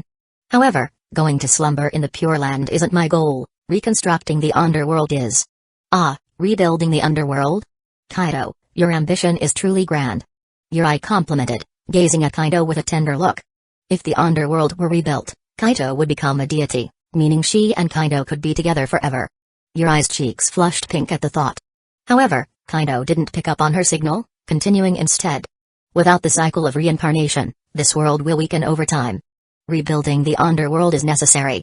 And Lady Chiri's Sharingan will be a key step in that process, so it's not yet time for her to cross over. Whether for the world or for Kaito, I'll give it my all." Chiri nodded in agreement. "Though I've thanked you many times, I'm profoundly grateful, Lady Chiri. After all, Kaito is like a child to me, having watched him grow up." "You didn't need to say that," Kaito responded, visibly exasperated, then turned to Yuri. "Miss Yuri, it's your turn to act." "Humphrey. So you finally remembered I'm here?" Yuri, with a wave of her sleeves, released countless colorful, translucent butterflies. They sprinkled sparkling powder as they flew towards the portal. "Let's take a good look," she said, as the butterflies entered the Pure Land and she closed her eyes, her body becoming ethereal and then vanishing as if passing through a barrier. Dreamscapes were numerous. Yuri frowned. Really, if it weren't for Kaito's request, she wouldn't bother with such a troublesome task. Yuri quickly navigated through various dreamscapes, searching for possible clues. Back in the real world, Kaito maintained the stability of the portal while waiting. Hours passed without Yuri's return. "It seems not easy to find the right person," Chiri remarked. "Ah, this is actually a crude method," Kaito admitted. "Right now, it's the only method I can think of." "Don't worry, Yuri is very capable in this regard," Chiri reassured. "I don't doubt her abilities," Kaito said. "But since she has no idea who Madara is, there's a chance she might find the wrong person. After all, dreamscapes are varied and bizarre." As he finished speaking, Yuri's ethereal figure reappeared before them. "I've found him." Yuri announced, her body solidifying back in the real world. Thank you for your hard work. Kaito smiled gratefully. Let's start the summoning. With an increase in his ocular and spiritual power output, a new formation appeared beside the portal to the Pure Land. This time, since the summoning targeted a male, the new formation was placed on the left. Kaito then tossed a prepared paper figure. Miss Yuri. Prompted by his reminder, Yuri sprinkled some shimmering powder on the paper figure, which gently landed in the center of the left formation. As per the divine command. As Kaito acted, both formations started to shimmer, and the paper figure began to shake. Is he coming? Could it be Madara Uchiha? Kaito watched the paper figure, a look of anticipation on his face. Chapter 24, The soul summoned from the netherworld gradually reveals its true form as it possesses the paper figure. Kaito couldn't help but reflect on the low probability of success on the first attempt. But this outcome doesn't seem too bad either. The man before him, although not Madara, is undoubtedly an Uchiha. This is because he bears a striking resemblance to Sasuke. Kaito even thinks that this might be what Sasuke would look like when he grows up. Could it be an ancestor from Sasuke's lineage? Thus, when the man opens his eyes, Kaito greets him first. Greetings, ancestor. The man, waking up from a deep slumber, first notices Kaito's pair of Sharingan eyes. He merely scans his surroundings with a calm demeanor and then asks, Young man, are you the one who awakened me from the netherworld? His appearance becomes more vivid, yet distinctly different from Sasuke's. Though his features are also handsome, an intense aura of decisiveness surrounds him, causing one to overlook his appearance. Yes, ancestor, my name is Kaito Uchiha. Facing an ancestor from his clan, Kaito bows respectfully. I am Izuna Uchiha. Izuna Uchiha nods, showing a friendly attitude towards a clan descendant. Izuna Uchiha. However, Kaito doesn't recognize this name. At this moment, Kaito's ancestor, who had been quiet, reacts. Izuna, I'm Kaito's ancestor. She floats over to greet and then informs Kaito. Izuna is Madara's brother. Oh? Kaito feels somewhat pleased. This summoning wasn't a failure after all. Izuna takes a closer look at Kaito's ancestor, frowns, and asks. What relation do you have to Koto Uchiha? Koto was my mother. Kaito's ancestor responds. So, even the descendants of little Koto are now deceased? It seems many years have passed since my death. Izuna remarks with a sigh. Then he inquires. How is the Uchiha clan now? Kaito's ancestor pauses and looks to Kaito. With a bitter smile, Kaito honestly replies. The only Uchihas left alive that we can be certain of are just 3. There's also someone masquerading as Madara Uchiha behind a mask, who might be an Uchiha too. Kaito thought briefly but didn't count that person. As expected, upon hearing Kaito's words, Izuna's aura explosively intensifies. Cracks spread on the floor beneath him. At the same time, the stability of the paper figure he possesses starts to falter. Thankfully, despite his daunting presence, the other 3 present are unaffected. Realizing his unstable state, Izuna forcibly calms himself. With an oppressive gaze fixed on Kaito, he demands. Young man, tell me what has happened after my death. Yes. Kaito said with a gentle smile. Not just about the clan, but he also needed to give this ancestor a crash course on the true history of the shinobi world. Madara's brother, a powerful wielder of the Mangekyo Sharingan and likely a significant influence on Madara himself. Lucky break. This was undoubtedly an ace up the sleeve, second only to drawing Madara himself. Thus, Kaito spent an entire day detailing the recent, modern, and ancient history of the shinobi world to Izuna. During which, Izuna cursed the bastard trash Hashirama Senju around 80 times, and the sneaky little man Dogirama Senju over 100 times. After understanding the whole situation, he asserted his dear brother Madara always wanted to create a peaceful world and was a very kind and shiningly good person. Young man, I agree to help you summon my brother to clarify things. In the end, Izuna agreed to Kaito's request. If my brother truly has been misled or deceived. He paused here, again bursting out with a terrifying killing intent. To this, Kaito inwardly acknowledged he was an atypical Uchiha, not quite understanding these traditional Uchiha sibling bonds. This summoning made Kaito even more aware of the incompatibility between his paper beings and chakra-using ninjas. He and Izuna agreed that once he found better substitute materials, he would summon him again, and then through him, summon Madara. Then he sent the highly unstable Izuna, due to the damaged paper figure, back to the netherworld. What can I say? After Izuna returned to the netherworld, Kaito stroked his chin, musing with a smile. Though Yuri mistook the target, it turned out to be a blessing in disguise. I feel the current situation is even better than if Madara Uchiha had been summoned directly. Humphrey. Yuri glanced at Kaito disapprovingly but remained silent. Kaito Uchiha's ancestor nodded in agreement. Although there are rumors that Madara stole his brother's eyes, what I heard from the elders in my childhood is that Madara and Izuna had a very close relationship. Izuna voluntarily gave his eyes to Madara after being gravely injured by Tobi Ramasenju, hoping he could lead the clan forward. Thus, Izuna can be considered the most important person to Madara. I never doubted our Uchiha brotherly love. Kaido chuckled. With Izuna on our side, persuading Madara should be easier. Alright, Kaido. Yuri suddenly stepped forward, wrapping her arms around Kaido's arm. I've been searching in dreams for a long time today and am already tired. Let's go eat. Kaido looked at Yuri speechlessly. 1,000-year-old yokai tired after a few hours of using her innate abilities. And although your actions and words might seem like you're acting coquettishly, why are your expression and tone so indifferent? I really don't get you. Of course, these were all his internal complaints, not daring to voice them out loud. Because being suddenly invaded in dreams by a yokai emitting eerie vibes is not a pleasant experience. This was a valuable lesson Kaido learned over the years. Then, Kaido, you and Yuri go ahead and eat. Don't forget Sasuke is still waiting at home. Kaido Uchiha's ancestor reminded, earning a grateful look from Yuri.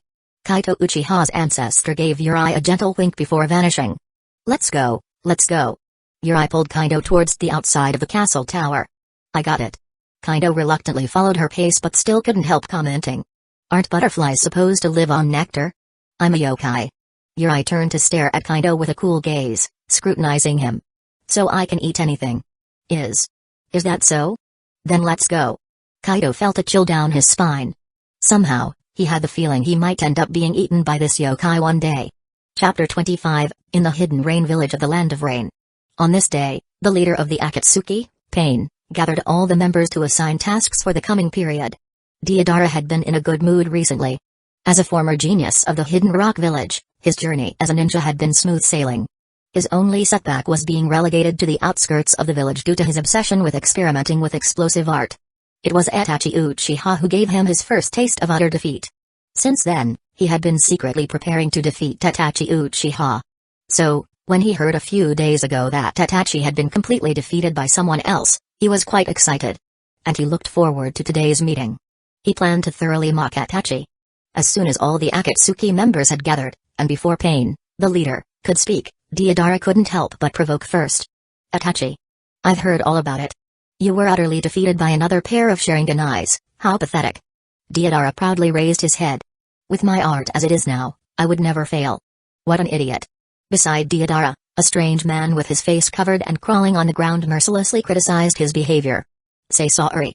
Whose side are you on? Deidara didn't expect to be backstabbed by his own partner before Itachi could respond, and he angrily rebuked him. Your tricks can hardly be called art. Sasori's muffled voice rose. Only eternity can define the true essence of art. What? Deidara rolled up his sleeves, ready to argue with Sasori about the definition of art. But just as he was about to retort, he was interrupted by someone else. Another pair of Mangekyo Sharingan has appeared? Must be worth a lot. A man whose body was tightly wrapped, revealing only his eyes, shone with keen interest. No matter the ability, you heretics are powerless before Lord Jashin. Ha ha ha. Another man with a large pompadour wielding a bizarre scythe laughed loudly. Hidan. Kakazu? Do you want to die? Deidara gritted his teeth at the two who interrupted him. Ha ha ha, blessed by Lord Jashin, I will not die. Shut up.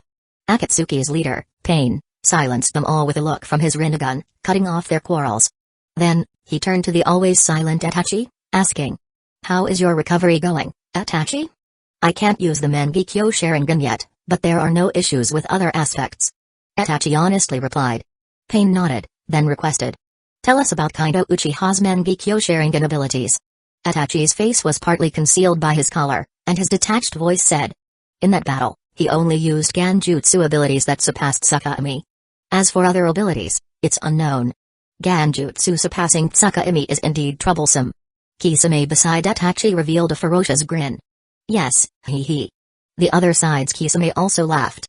No matter the Ganjutsu, as long as you avoid eye contact, it won't affect you. I've made thorough preparations. Deidara proudly said, touching the special device over his left eye. With this, I will never be threatened by the Sharingan again. Ha ha ha, no enemy can kill me, they will all be offered to the great Lord Jashin. Hidan spoke up, not wanting to be outdone. Alright, now let's assign the tasks for the coming period. Pain brought the conversation back on track. Conan, start. Conan, who had been standing quietly to the side, stepped forward to distribute tasks to the eccentric and individualistic members. After the tasks were distributed, everyone dispersed. Itachi Uchiha walked slowly, passing by Kisame without looking at him, only the fingers hidden in his sleeve subtly moved. They quickly passed by each other. I'm going to rest now. The mission starts tomorrow. After leaving the room, Itachi greeted Kisame and then headed in another direction. Regarding the task given by Kaito Uchiha, he had already successfully accomplished one target. As for the other target, the mysterious man claiming to be Madara Uchiha usually did not appear within the organization. If there was any matter, it was the other party who would initiate contact, so Itachi had no way to find him. However, this did not mean he had no way to complete the task. According to his observation, that person would came to the Hidden Rain village every so often to meet with the leader and Konan. He just needed to sprinkle the powder given by Kaito Uchiha in a few places where they might meet. As for the problem of other people getting contaminated with the powder, that was not within Itachi's concern. Dobi, who was secretly collaborating with the Akatsuki's leader, appeared before Pain and Konan at this moment. The three stood atop the tallest building in the Hidden Rain village, overlooking the entire village. You've made good progress during this time, Nagato. Dobi, with his only exposed eye sinister and cold, commented. But we need to accelerate our preparations to achieve our goal sooner. We must collect all the tailed beasts as soon as possible. This is Yahiko's dream, and I will realize it. You don't need to remind me. Pain, with his inorganic gaze, glanced at Dobi and turned to walk into the depths of the building. You just need to do your part. Konan said nothing, silently following Pain's steps. That man named Kaito Uchiha, with a complete pair of Mangekyo Sharingan, could become an unstable factor that might affect our plan. Dobi said ominously. Even though his current whereabouts are unknown, if he reappears, you are to eliminate him. Have you and Kisame not found any trace of that person? Pain stopped and turned to ask. No. But no matter his intentions, as long as he poses a hindrance to us, he will reveal his whereabouts to us. Dobi stated confidently. I understand. I will handle it. Pain continued walking, disappearing into the darkness. Dobi, left alone, quietly observed the lifeless village below. After a while, a spiral of spatial distortion centered around his right eye began to swirl, and his figure gradually vanished from the spot. No one will stop me from creating a perfect world. Wait for me, Rin. He murmured softly, his voice carried away by the wind. Chapter 26, Kaito realized it was impossible to find new paper material for his puppets in Ama. No one here used chakra, so materials compatible with chakra couldn't possibly exist. Naturally, Kaito turned his attention to Sasuke. This material will work. Kaito nodded in satisfaction. Though it's only a bit of paper when taken apart, it should be enough for a short while. He was squatting on the ground, surrounded by several sealing scrolls torn apart. Beside him were piles of clothes and ninja tools that originally belonged to Sasuke. Sasuke, watching his uncle casually take and dismantle his belongings, had lost all respect for him. Initially, Kaito had made a great impression on him. He was approachable yet mysterious and powerful. Sasuke even aspired to become like him when he grew up. But now, I don't want to grow up to be such an unreliable adult. Sensing Sasuke's disdainful gaze, Kaito still tried to placate the boy. While he smoothed and folded the paper taken from the scrolls, he said, Don't be like that, Sasuke. I'll give you something better in return. Humphrey. You'd better. Sasuke picked up his clothes. I'll go sort these out. It seemed a trip to Hidden Leaf Village was necessary. Kaito planned internally. Not just to collect materials, but since he wanted to sign contracts with ninjas, the next improvement in his technique required studying chakra sealing techniques. The legacy of the Uzumaki clan should have been brought to Hidden Leaf Village by the fourth Hokage's wife. Moreover, with the Uchiha clan destroyed, he couldn't believe their Sharingan would be left in their corpses to return to dust. They needed to be reclaimed. It seems a trip is in order soon. Kaito mused aloud. Should I invite Sanju predecessor and Shiri predecessor to join me? After folding the paper, he took out scissors and started cutting. It sounds like a good idea, so let's decide on that. He stood up, brushed off the paper scraps, and tucked a stack of newly made paper puppets into his sleeve. Sasuke. He called out loudly. It's time to go. I'm coming. Sasuke, dressed in a brand new samurai outfit and holding a katana, stepped out. Not bad. Kaito looked over Sasuke's new look and nodded approvingly. Then let's set off. Why ask someone else? Can't you teach me? Sasuke followed Kaito out of the house, casually complaining. Humphrey, he said he would teach me personally, but he either leaves me to learn by myself or pushes me onto someone else. Ha ha ha, because I'm not very good at swordsmanship. Kaito laughed awkwardly. I can use a sword, but that's about it. He turned and patted Sasuke on the shoulder. So I asked the strongest swordsmanship demon in Ama to teach you. That guy is proficient in dozens of ancient swordsmanship styles, definitely better than I could teach. Who? Sasuke asked, intrigued. His name is Onigiri, he was originally a famous sword. Kaido explained. His previous master was a renowned warrior who fought against Kaguya Otsutsuki. After his master's sacrifice, he was brought to Ama and, over many years, a Tsukumagami, artifact spirit, was born from the sword. Although he was born at Tsukumagami after the war, he still retains the memories of being a sword. So, he is very proficient in swordsmanship. As they talked, they arrived at a dojo on the edge of Ama. This is the place. Kaito knocked on the dojo's large door and called out, Mr. Onigiri.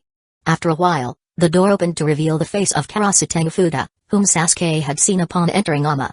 You've arrived, please come in. Fuda fully opened the door, welcoming them in. Lord Duna Hidden Mist Village is waiting for you. Given my recommendation, Lord Duna Hidden Mist Village will teach you well. He said, observing Sasuke with a somewhat arrogant tone. You're lucky, not everyone gets the chance to learn swordsmanship from Lord Onigiri. Humphrey. Sasuke retorted, unwilling to show weakness. My qualifications aren't for you to judge. Since you don't decide here, spare me the talk. You arrogant child. Fuda drew his katana, pointing it at Sasuke. Since you're so confident, let me test your strength on Lord Onigiri's behalf. Bring it on. Though Sasuke had never learned swordsmanship and didn't bring his ninja tools, he didn't hesitate to draw his sword, ready to fight Fuda. Really, kids are such a hassle. Kaido, covering his forehead, commented. Aren't you going to stop them, Onigiri? He turned to the tall man who had appeared beside them at some point. Dressed in black with flowing long hair and surrounded by a cold, sharp metallic aura, on a hidden mist village brushed his disheveled hair back, stating gravely. Choosing the sword means adopting an unyielding spirit. Then I'll leave it to you. Kaido shrugged. Since I've promised you, I'll rigorously train him. There's much you're relied upon to do, and this is how I can assist. Everything is for our ultimate victory. Kaido mused, then turned his attention to the two young fighters in the arena with interest. Fuda, having learned swordsmanship from a hidden mist village for a long time, was undoubtedly dominating the fight. Sasuke, though armed with a katana, was merely wielding it like a physical weapon. If not for his Sharingan's extraordinary insight and his adept use of substitution and teleportation jutsus, he would have likely been defeated already. Knowing he couldn't continue like this, as someone utterly inexperienced in swordsmanship, Sasuke prepared to use other ninja techniques after gaining some distance. Just as he sheathed his sword and started forming seals, a large hand suddenly reached out and grabbed his wrist. That's enough. Since you're here to learn swordsmanship, using methods other than sword techniques is pointless. A hidden mist village had, unknowingly, moved next to Sasuke. Humphrey. Fuda, seeing this, also sheathed his sword but still looked arrogantly at Sasuke. You haven't learned swordsmanship at all, this fight was meaningless. I'll test your qualifications again after you've learned swordsmanship. Then I'll be waiting. Sasuke responded with equal pride. Alright, Sasuke. Kaito stepped forward to introduce Sasuke. This is Onigiri, whom I've told you about. You can call him Master Onigiri. Master Onigiri. Sasuke obediently greeted. A hidden mist village nodded. I will demand the strictest standards from you. If you can't meet them, better to give up early. I'll definitely meet them. Sasuke said with a confident smile. Chapter 27. So, a year later, Sasuke started his school days again. Now, he goes to Onigiri's dojo to practice swordsmanship during the day and continues to delve into the knowledge of psychic secret techniques at home at night, keeping his schedule full. And all Kaito needs to do is spend a little time each evening answering some of Sasuke's questions. Teaching children is really easy, I'm definitely good at this sort of thing. Kaito genuinely thought. Based on his own experience, cultivation is all about self-effort. He's now even found the best swordsmanship teacher for Sasuke and answers his questions daily, which is already an extra attentive education.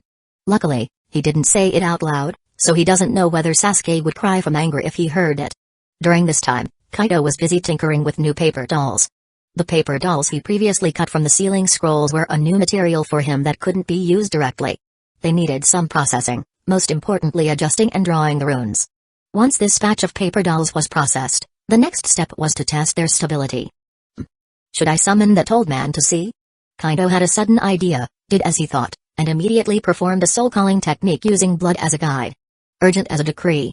The light of spiritual power lit up in the dim room, and as the technique succeeded, The tiny paper doll turned into a gray-haired old man. What's going on? I thought I was dead. Uchiha opened his eyes to see a familiar yet strange young man. Yo, old man, long time no see. Kaido waved with a smile. It's you, brat. Uchiha's expression immediately became stern, looking at Kaido with disdain. Finally got rid of your useless status, huh? Seems like the years you spent outside weren't entirely wasted. He sensed his body and found that although his state was a bit odd, he could still exert some combat power. So, he started to gather his aura, telling Kaido. I don't know how you managed to do this. But now that you've gained power, let me properly assess whether you're worthy of the Uchiha name. As he spoke, he began to form hand signs, with clear chakra fluctuations appearing around him. Kaido rolled his eyes ungracefully and formed a hand sign as well. Don't forget you're an Uchiha, Uchiha froze mid-sentence, his words stuck in his throat. Humphrey, I was just doing an experiment with the technique, not needing to listen to your boring lectures again. Kaido's face broke into a satisfied smile. He had always wanted to do this, a childhood dream finally realized. What a relief to the body and mind. Due to taking his mother's life at birth and later being discovered as a chakra insulator, Kaido grew up with his father as if they were sworn enemies. If it weren't for having a sister more than a decade older than him at home, he really couldn't guarantee he would grow up smoothly. So, before summoning Uchiha, he had already anticipated the ensuing scene. However, it seems the material produced this time is quite useful. The old man probably had the strength of a Jonin during his life, which didn't affect his ability to fight. Even if he could only exhibit a part of his abilities, it was still good progress. Alright, the experiment is over. Kaido's hands fluttered as he changed the hand seals again. I'll send you back to the Pure Land now. Continue your slumber, old man. Uchiha's figure gradually became transparent. Clearly, his soul was peeling off the paper doll. At the same time, Kaido also released his control. Uchiha's face had already blurred, only his rigid speech echoed in the room. Since you're still alive, live well. Ah, of course, I'll live well. Kaido's face brimmed with confidence almost to the point of arrogance. You don't need to worry about me anymore, old man. Humphrey, don't disturb me again, unfilial son. Ah, farewell, father. As Kaido softly bid farewell, Uchiha's soul had disappeared, completely returning to the Pure Land. Next up, let's call upon Senior Uchiha. The room fell silent for a few seconds, and Kaido suddenly started talking to himself. Array, soldiers, fight, person, all, formation, line up, present, in front. The same spiritual light surged out like a tide, illuminating the formation on the ground. Kaido took out two paper dolls of different styles, throwing one of them first. Lend me your strength, Uri. The paper doll exploded into powerful Yukai energy in the air, turning into Uri's form. Allah, secretly using my power again, Kaido. Uri's clone spoke in a somewhat ethereal voice. Please, Miss Uri, I need to summon Uchiha again. Hee, I know. Both of them waved their sleeves, Kaido throwing the other paper doll into the formation while Uri sprinkled some starry scale powder. Urgent as a decree.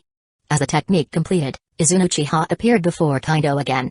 After opening his eyes, he first felt his own state, then frowned slightly in dissatisfaction. Kid, it's still not enough, at most I can exert about 10% of my power. That's the case, Senior Izuna. Kaido nodded.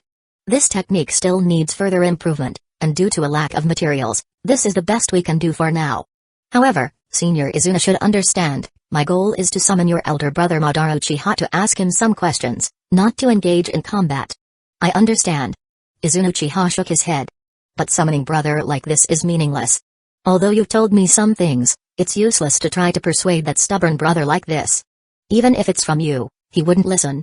Kaido was somewhat puzzled. Normally, I would support whatever brother wants to do unconditionally. Uchiha spoke firmly.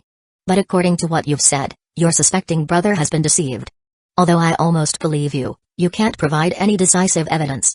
Brother is a confident person, he wouldn't think anyone in this world could deceive him. So without evidence, he won't believe it, even if it's because of my status. What's the point of reluctantly persuading him? I wouldn't try to persuade him without having accurate information. Is that so? Kaido showed understanding.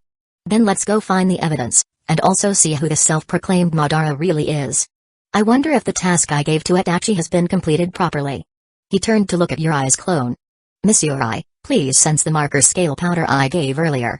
Uri's clone nodded and closed her eyes to sense.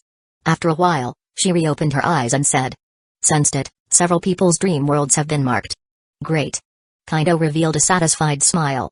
Then let's take a trip to the world of dreams tonight. Chapter 28, Lord Kaido. Lord Kaido. Under the moonlit night, with cherry blossoms falling, Kaido stood beneath a gigantic cherry blossom tree, surrounded by many people.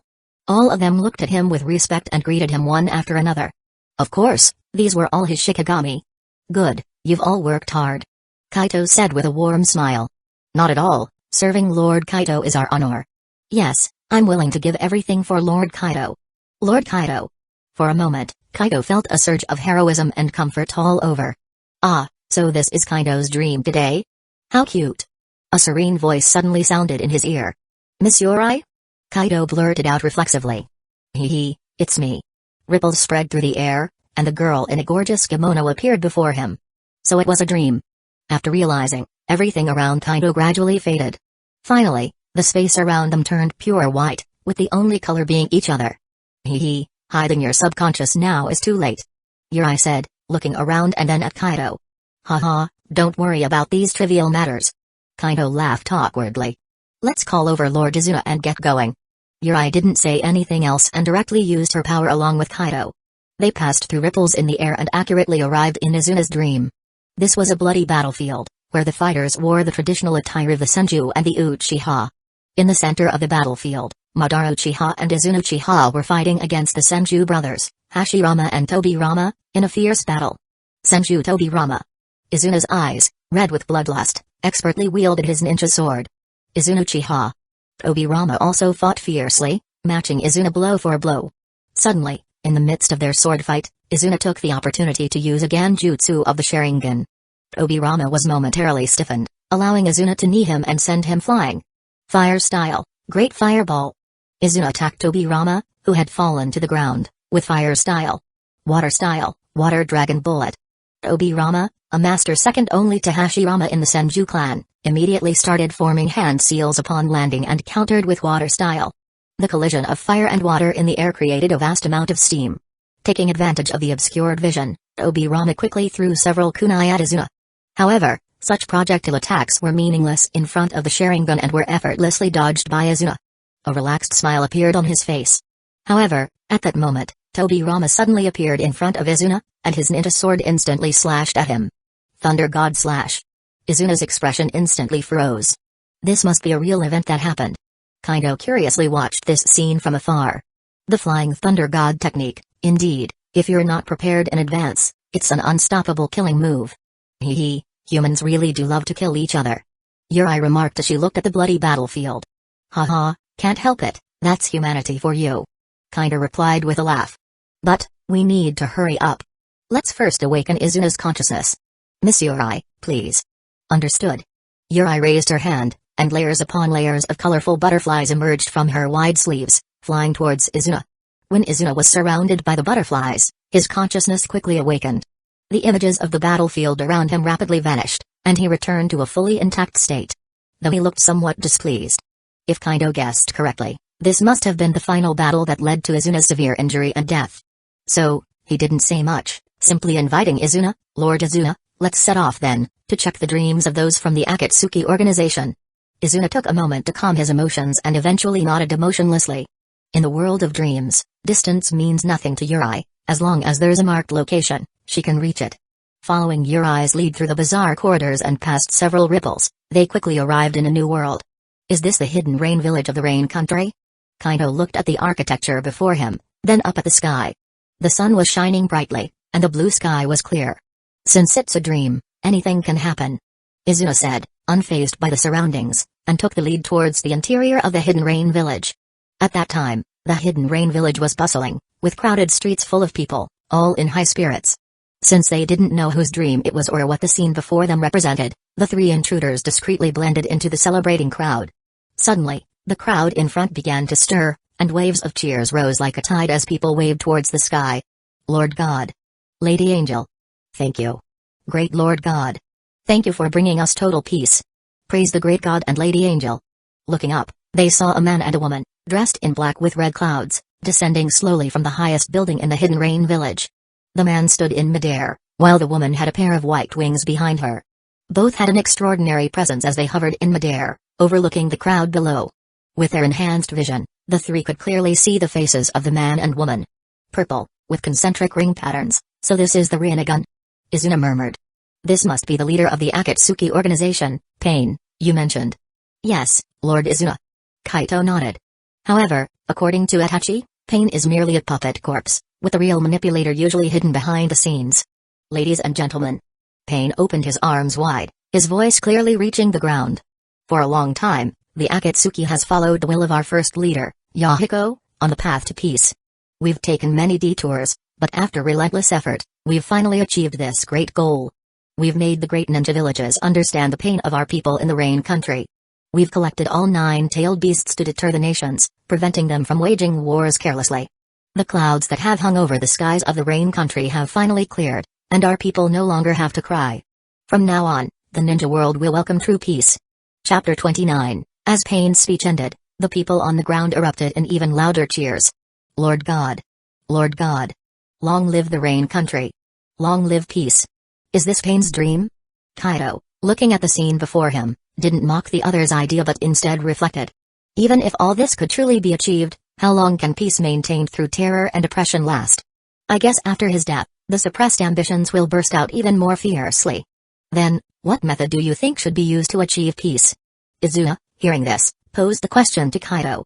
As a ninja who lived during the Warring States period, having started killing at a young age and continuously experiencing the loss of loved ones, wondering when he himself might die on the battlefield, how could he not yearn for peace? But compared to his elder brother Madara Uchiha and Hashirama Senju, who had established great dreams from a young age, he and Tobirama Senju were actually more alike.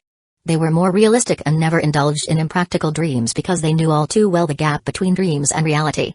At this moment, he suddenly wanted to hear what new ideas this descendant, who had left the ninja identity, had. Yet, Kaito shook his head. True peace? That's an absolute fantasy that can never be achieved. How so? Izuna raised an eyebrow, pressing for an answer. Human beings are a collection of desires. As long as humans retain desires, conflicts will arise between them. Kaito was not stingy in discussing this topic. Individuals have their own desires, and groups will generate collective desires. Even if all the people in the world formed a unified group, they might still take the battle to the cosmos. Isn't the invasion by the Otsutsuki clan a case in point? On the other hand, if humans were devoid of desires, how would they continue to survive and develop? Therefore, Kaito spread his hands. I don't harbor any thoughts of pursuing true peace. Izuna laughed. That's a cunning statement. But it somewhat resembles my own thoughts. Although I sometimes dreamed of a peaceful life, my thoughts were merely born out of weariness of war and were never as serious and intense as my brother's. His tone carried a hint of helplessness. My brother devoted his life to chasing a dream of peace, making things too hard for himself. Obsessively chasing a dream not only troubled himself but others as well. Kaito thought so but didn't voice it out loud. It seems staying here won't yield more clues. He turned to Yuri, who had been quietly standing by. Miss Yuri, can you take us to where the true owner of this dream resides? No problem at all, especially since it's Kaito's request. As Yuri spoke, her form exploded into numerous fluttering butterflies, enveloping the other two. Such a grand gesture went unnoticed by the bystanders. Let my magic power carry you there. As long as I don't reveal myself actively, the dream's owner won't detect us. Then please, lead the way. In the dream, Kaito and Izuna were merely segments of their consciousness, actually weightless, and were directly swept up by the butterflies. The butterflies swiftly navigated between the towering buildings of the hidden rain village, finally making a beeline for a spacious underground space. Long time no see, Nagato. It's all worth it for Yahiko's dream. Voices could be heard speaking, but the intruding butterflies moved as if entering an uninhabited land, settling in a corner of the space. Yuri's magic had isolated them from the dream, making them invisible and inaudible even to the dream's owner. Kaito looked up to see the two speakers. The true Nagato, a skinny man with red hair, looked nothing like the godlike Pain persona known to the world. The woman with purple hair was the so-called angel, Konan of the Akatsuki. It seems the Konan outside is also a clone? Wait, why am I looking for logic in a dream? Kaito ceased his train of thought, observing the two before him, especially the dream's owner, Nagato. Their conversation continued. Are you sure about placing the thing here, Nagato? Yes, it's necessary to maintain deterrence. As Nagato finished forming hand signs, he summoned. Summoning Jutsu, Judo statue. Following Nagato's summoning, a massive humanoid creature made entirely of wood appeared within the space. Is this the god tree? Feeling the creature's presence, Kaido was shocked. Miss Yuri? Correct. Yuri's voice grew heavier. This is the husk of the chakra tree after its energy was drained. However, it should have been sealed on the moon by Kaguya. Does Nagato's ability to summon it have something to do with the Rinnegan? Kaido frowned. He had thought Nagato's goal was merely to control the tailed beasts, not to use the god tree's husk to absorb their chakra. According to the plot of the dream, the husk had already absorbed all the tailed beasts without undergoing any changes. This suggests that Nagato, as the public face of Akatsuki, was unaware of the relationship between the god tree and the tailed beasts. Interesting.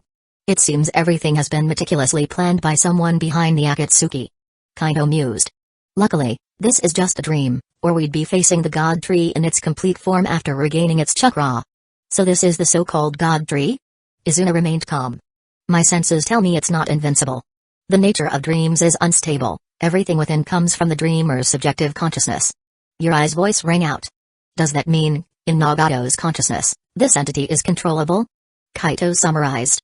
However, it appears that while Nagato, as the current leader of Akatsuki with the Rinnegan, holds power, he knows little of the real secrets. We can't find more secrets here.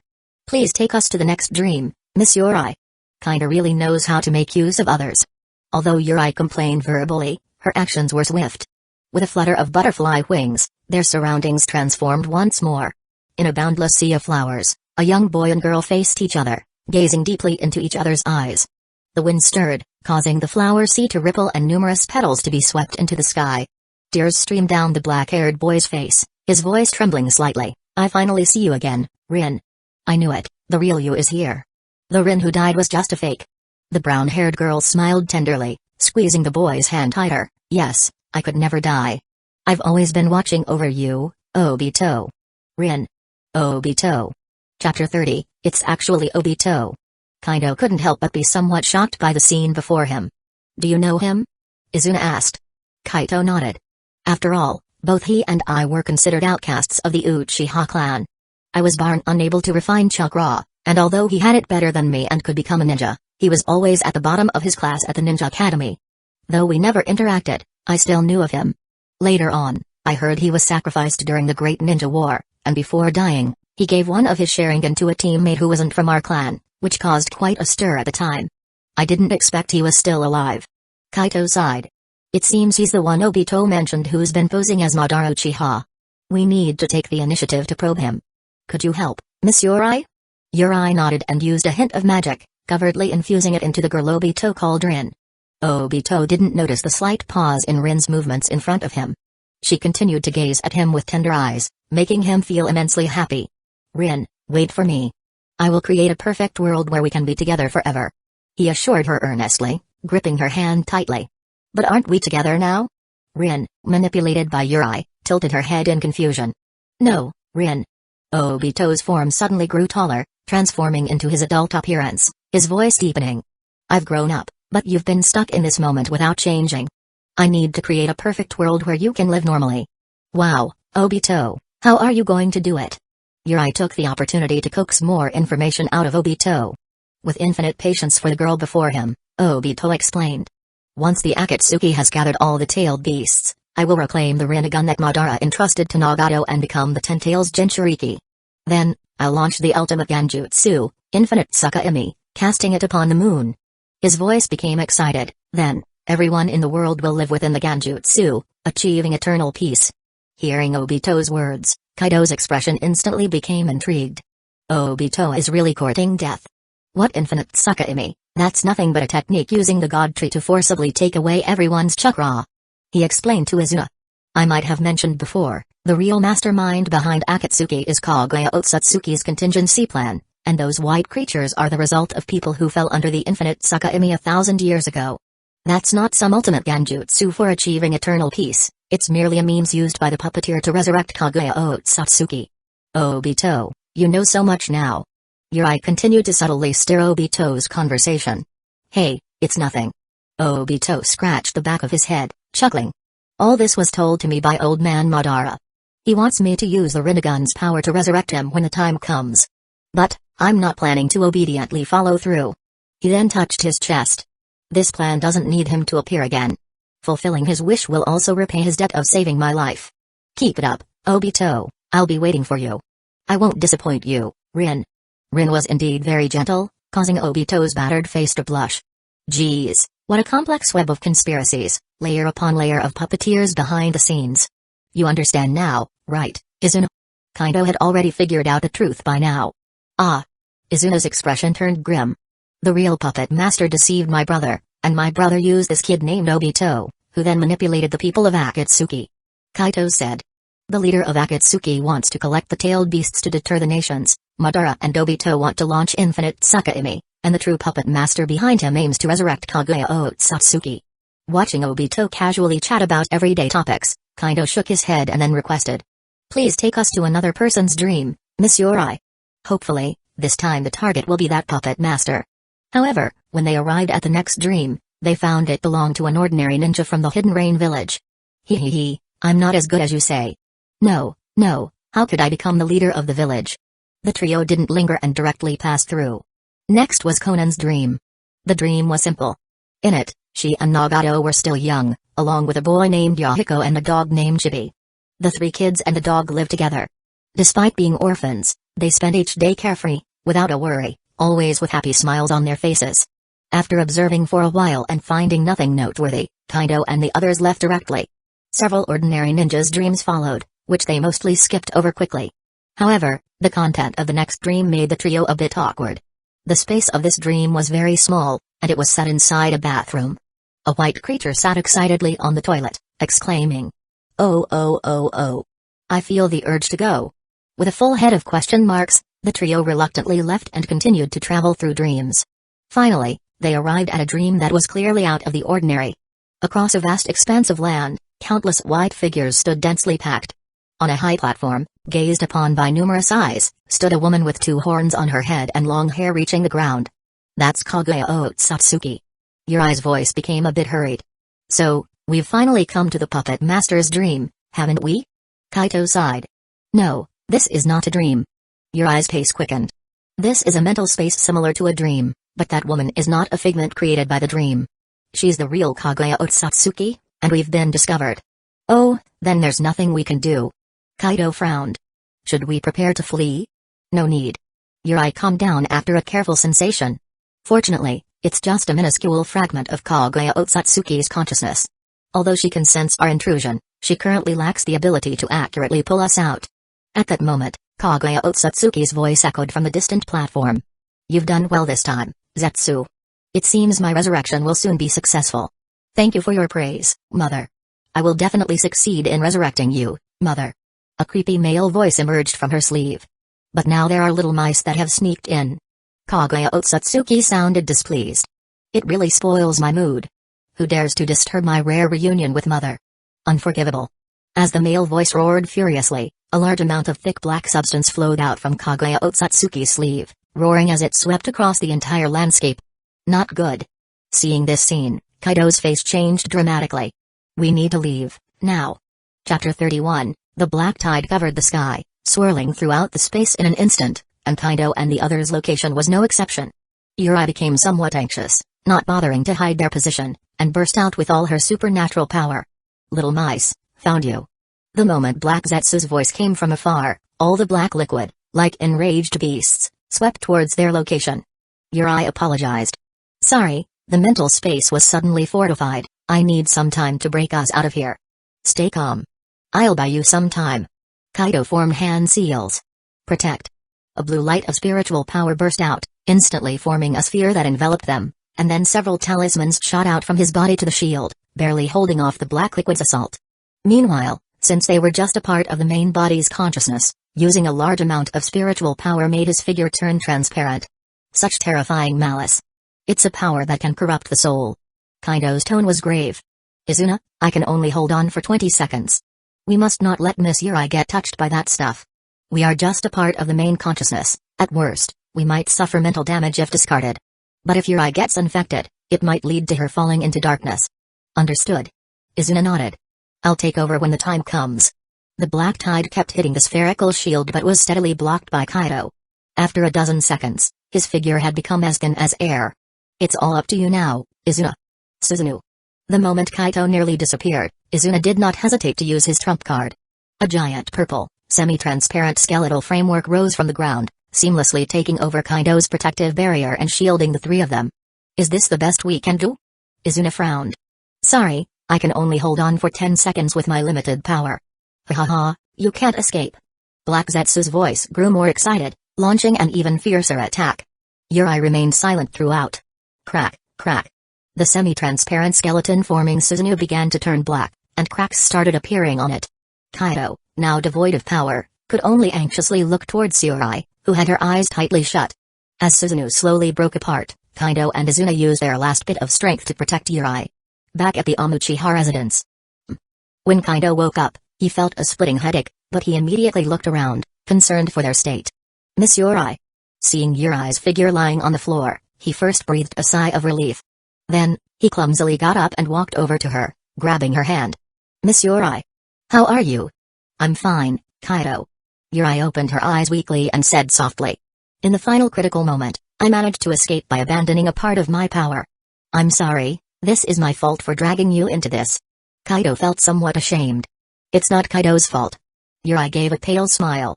Ultimately, I was too careless and didn't detect the anomaly immediately. Don't talk anymore. Kaido frowned, bending down to pick up Yuri.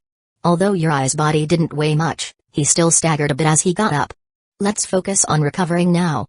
He carried Yuri, staggering to his bedroom, and after stabilizing himself, gently placed the girl on the tatami. Kaido rubbed his temples, trying to clear his mind. After taking out bedding from the closet and making the bed, he finally moved Yuri onto it. Throughout, he didn't notice that Yuri had been watching him with gleaming eyes.